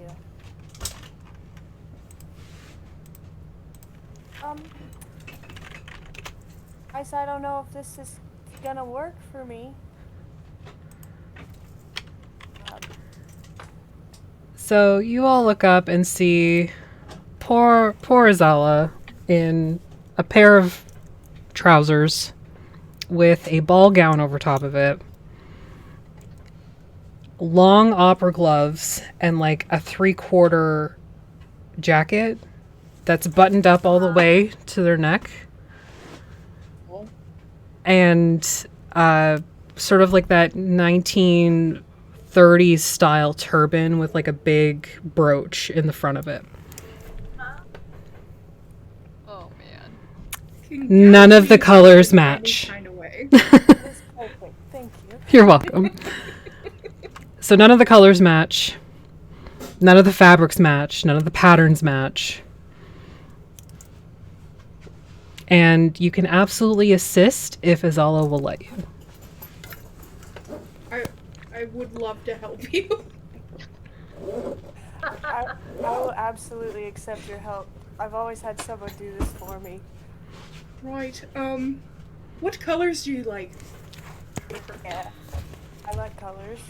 Right. Well, which ones in particular suit your fancy the most? Oh, why don't you choose? What do you think suits me? I've always worn. Right. That's not the answer to the question that I asked. I like greens and blues and purples. Right. All right. And reds and oranges and yellows and pinks. You know what? You said greens first, so I think maybe you do have more of an interest in greens, maybe? In the distance, you hear a bunch of adventurers shout, "Green!" Attack! From somewhere in the Right. other Don't think about it. outer realms. Don't think about it, but what in your mind do you picture when you think of, like, your happy place? Don't think too much about it, just the first thing that comes to mind. Your happy place. Where? In a cave. In a cave, so maybe some grays? Sure. Yeah, we could do grays. Like grays, some blacks, earthy tones. Silver's great. And I just, before anyone else can say anything, I book it into that closet. I'm already wearing silver, so. Oh. Well, one of us is going to have to change. Would you like to match or would you like to not match? I'm gonna try to find, like, a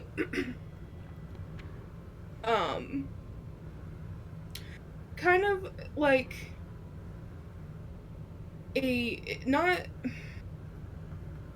okay, I'm gonna find a ball gown. I wanted to find, like, some sort of, like, ombre, so, like, black primarily that, like, ombres out to gray. Okay. Cool. And I'm gonna try to find, like, a matching, like, not, I guess it wouldn't be necessarily matching, but, like, the closest thing to a match I can get with, like, a suit jacket. Okay. And I'm gonna, like, usher them back into the closet to, like, help them change out of whatever is happening. Okay. And I'm gonna give them that, like, sheer, like, mummy mask thing, and I'm gonna, like, help them, like, kind of turn it into, like, a headpiece to match with the dress. Okay. So make a wits check. Okay. And if you have a string on Azala, you can spend it and get a +3 on your roll. I don't think I have a string. Oh no, I do have a string. Yes, incredible. And that's with the modifier that I already have. Yep. So it's a +3 on whatever the roll is, plus your modifier, +3. +3. Question while you're doing all that. So that's gonna be an 8. Okay. What's up? So how does emotional support work? So emotional support works, it's essentially role play specific, and then you can roll a heart check. Because I have a thing that is for like emotional support specific.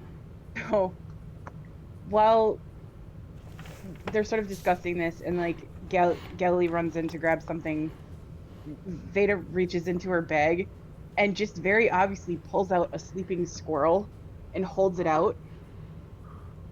And she just goes, "Here, hold this. It'll make you feel better."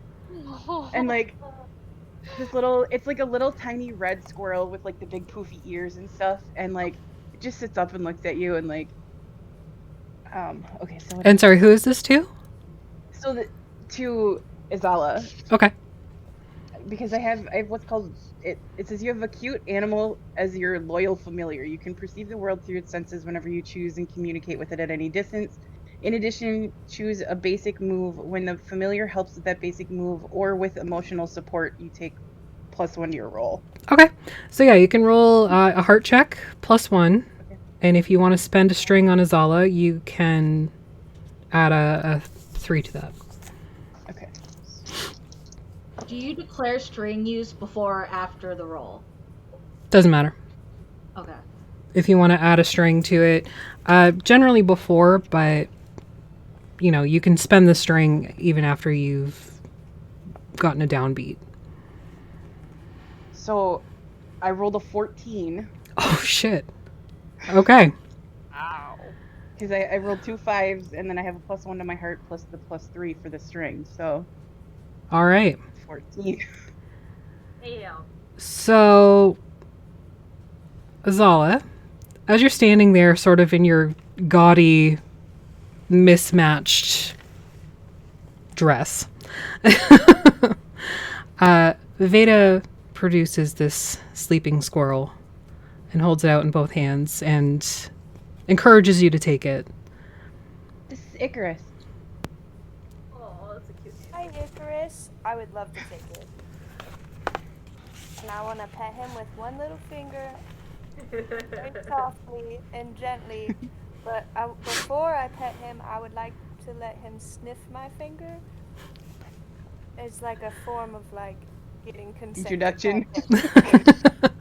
Yeah. He's all So, over that. yeah. You feel empowered. And you're not suffering a condition. However, the adorableness of this whole situation removes... Totally derpy while he does this too. Just like... This will actually remove Lustra's insecure condition. Oh. Because it is so cute. Damn. And the success was so huge. So, Yeah. just like a splash adorableness effect. I believe you. You don't gotta show me.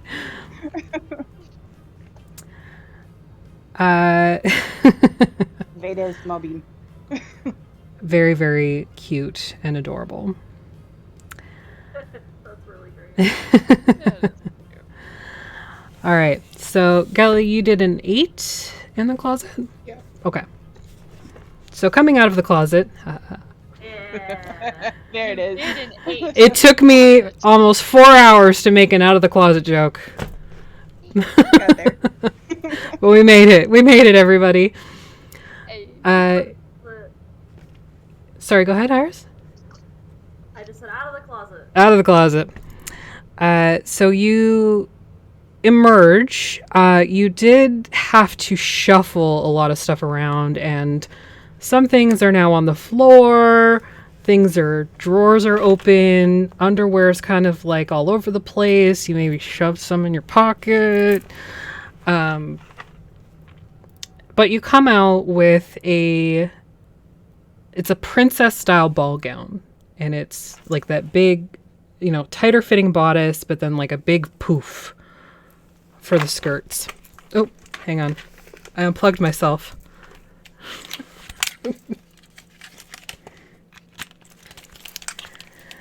That's what happens when you're a gesticular talker. The bodice itself is a little bit higher up. So it still has like a very shallow V, but it's like a lacy covering and like embellished with beads and gemstones. It has long sleeves down to the wrist. And it actually has like a piece of fabric that hooks over the middle finger so it like stays down.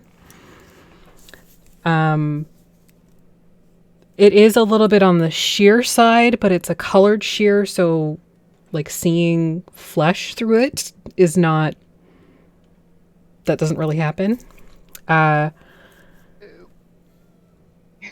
The the sort of black mask you've moved to almost be like a snood.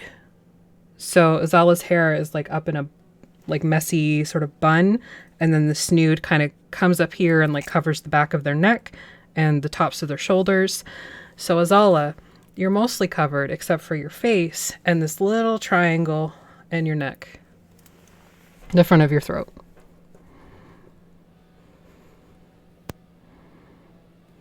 Is there a scarf? Given the weather conditions here, there are no scarves. Oh, heck. Oh, heck. So indecent. Zala, you really nice do look napkin? radiant. Did you offer her a napkin? Well, maybe if there's a nice napkin, we could fashion that. Zala, I think the dress speaks for itself. You look radiant. I'm gonna roll my eyes, lean down, rip another piece, like a layer on the bottom of my dress, so it's even shorter, and drape it around your neck and tie it so it's this like little frill. Okay. Thank you. Yeah. I must cover my sinful bits. Oh God. That's sinful throat. I don't think we have time to unpack all of that right now. But we will eventually have to unpack that. Add 1 to tradition, please. Is that 4 yet? No? You're at 3? That's 3. Okay. That's 3, yeah. Alright, cool. Alright, I think that's everybody. The entire time that you were changing, Christine was sort of just milling around in her room, making sure essentially you didn't steal anything. Not that anything here is really worth stealing. It's not water. It's not things that you can use in the waste. It's not weapons. It's frivolous things that nobody needs. But she still makes sure anyway. Once you're all dressed, Christine goes to Galilee and kind of adjusts the vests and plucks open one more button. See you at the gala. You will? Off you go then, and she gives your butt a little pat.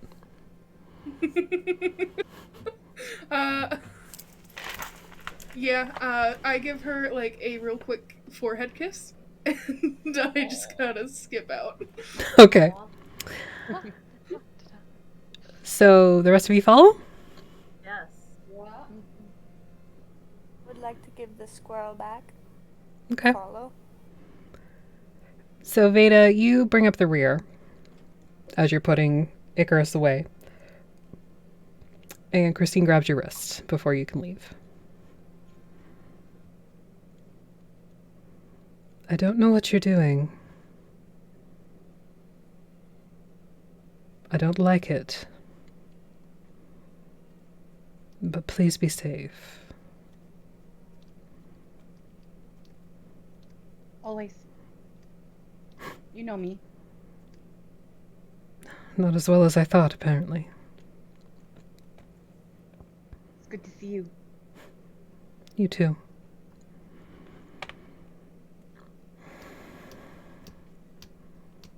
I'm sorry we're on opposite sides.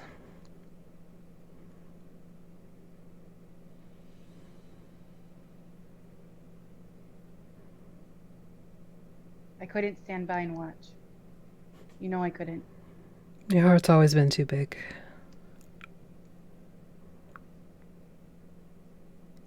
I could have given you everything.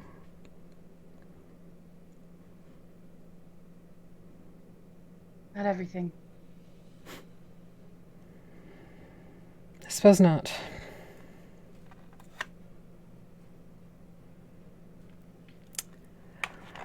Don't ruin the dress. It was expensive. She releases your wrist. I will do my best. It really is good to see you. I know. And then Veda like awkwardly walks down the stairs, like holding the dress up really high so she doesn't step on it. The butler is standing at the door holding it open for you all. No longer hiding his eyes because you're all fully dressed in one way or another. And that is where we're going to call it because we were almost at the 4-hour mark. So we will be back looking fabulous. Snaps for fabness. We will be back on the 5th to finish this up with the gala and the liberation, possibly, of the water. Depends on how things go, I suppose. And we are going to do our big giveaway. So again, this is dice. This is the fairy book. This is more dice and stickers and all kinds of stuff. Anybody who donated, you're automatically entered into the draw. So let me roll it as soon as I find the window it's in. Oh, man. Pretty good chance. Oh shit, Gecko's Media. Wow. Nice. Yeah. So Gecko's Media is the winner of the large prize pack. We will have more stuff probably to give away on the 5th, so please join us again. You can continue to donate, and, you know, again, all money will be going to the Trevor Project.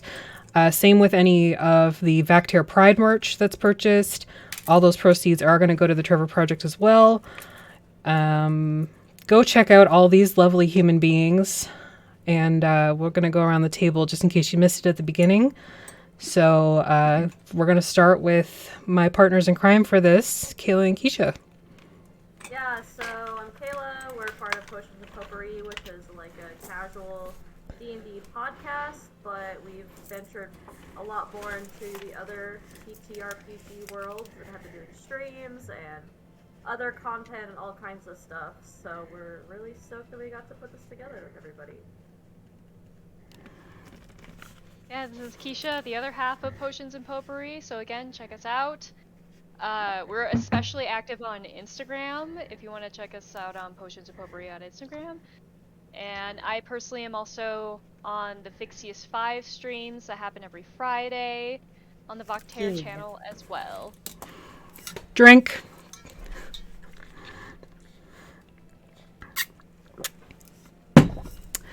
Becky. I'm Becky. You can find me here on Twitch at Beats by Becky. I am predominantly a Dungeons and Dragons streamer. Sometimes when the moon strikes, I'll play Fortnite like I'm 12 years old.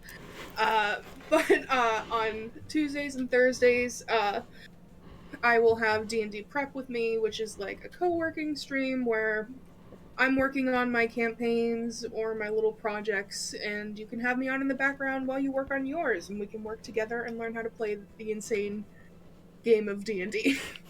You can also find me on TikTok at Beats by Becky and on Instagram at There and Back Again with 2 N's. Yeah. Okay. Who are you? Other than Kay. Okay.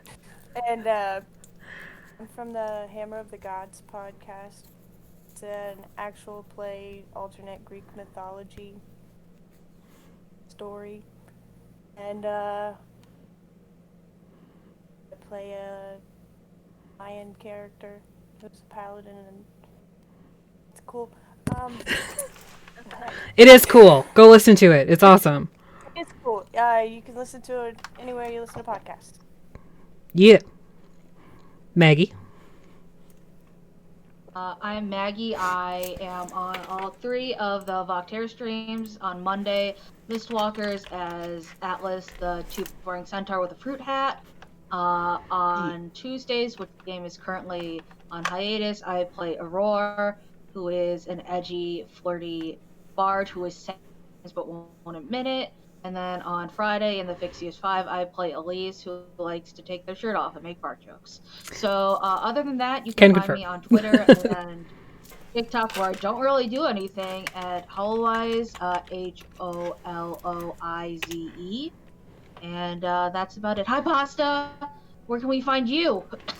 Yeah, Artemis, where can we find Pasta? Usually asleep on her cat tree. Aw. Well, how about you? Where can we find you and bother you? Here.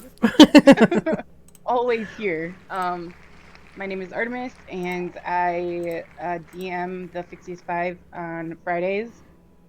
I also play in Aphi's game on Mondays. I play the sweet little angel baby. And Something alright. She's something alright. It's gonna break everybody's heart. Mm-hmm. Yeah, and I somehow talked these people into letting me be in charge of the socials for the Voctair. Yeah, you really twisted our arm. I make derpy TikToks, and I don't know. I'm just here. Well, Pasta's If you're here looking for me, too. check here. Yeah, and Pasta's here too. This is my cat, Pasta. She's trying to eat my headset. Aw. No, you just replaced that. I know. She ate my other headset. What a brat. And I am Game Master Aphi. You can pretty much find me as Aphi the DM wherever you do your social medias. I'm also behind the Voctair doing most of that shit, along with my cohort Agni, who's not here because he's a dude and wasn't invited. I DM Monday nights for the Mistwalkers campaign here on the Voctair, and I am in Artemis's campaign on Fridays for the Fixius 5, where I play Ram, a cinnamon roll of a warforged barbarian who is the only person in the party who is actually in touch with their feelings. Everybody else is gay disasters. At least I'm in charge of society. Yeah. He's just pulling everybody through social situations, and it doesn't end well because they're all so awkward. Of course They not. just don't believe it. Well, again, we'll be back to finish this up on the 5th of July, where we will go to the gala and liberate some water and be gay disasters altogether. Stick around for the raid. We're going to go visit our friends over at Old Men Rolling Dice, who donated some of the prizes today. And yeah, we appreciate you guys. Thank you so much for coming out, and we'll hopefully see you soon. Bye. Thank you. Bye.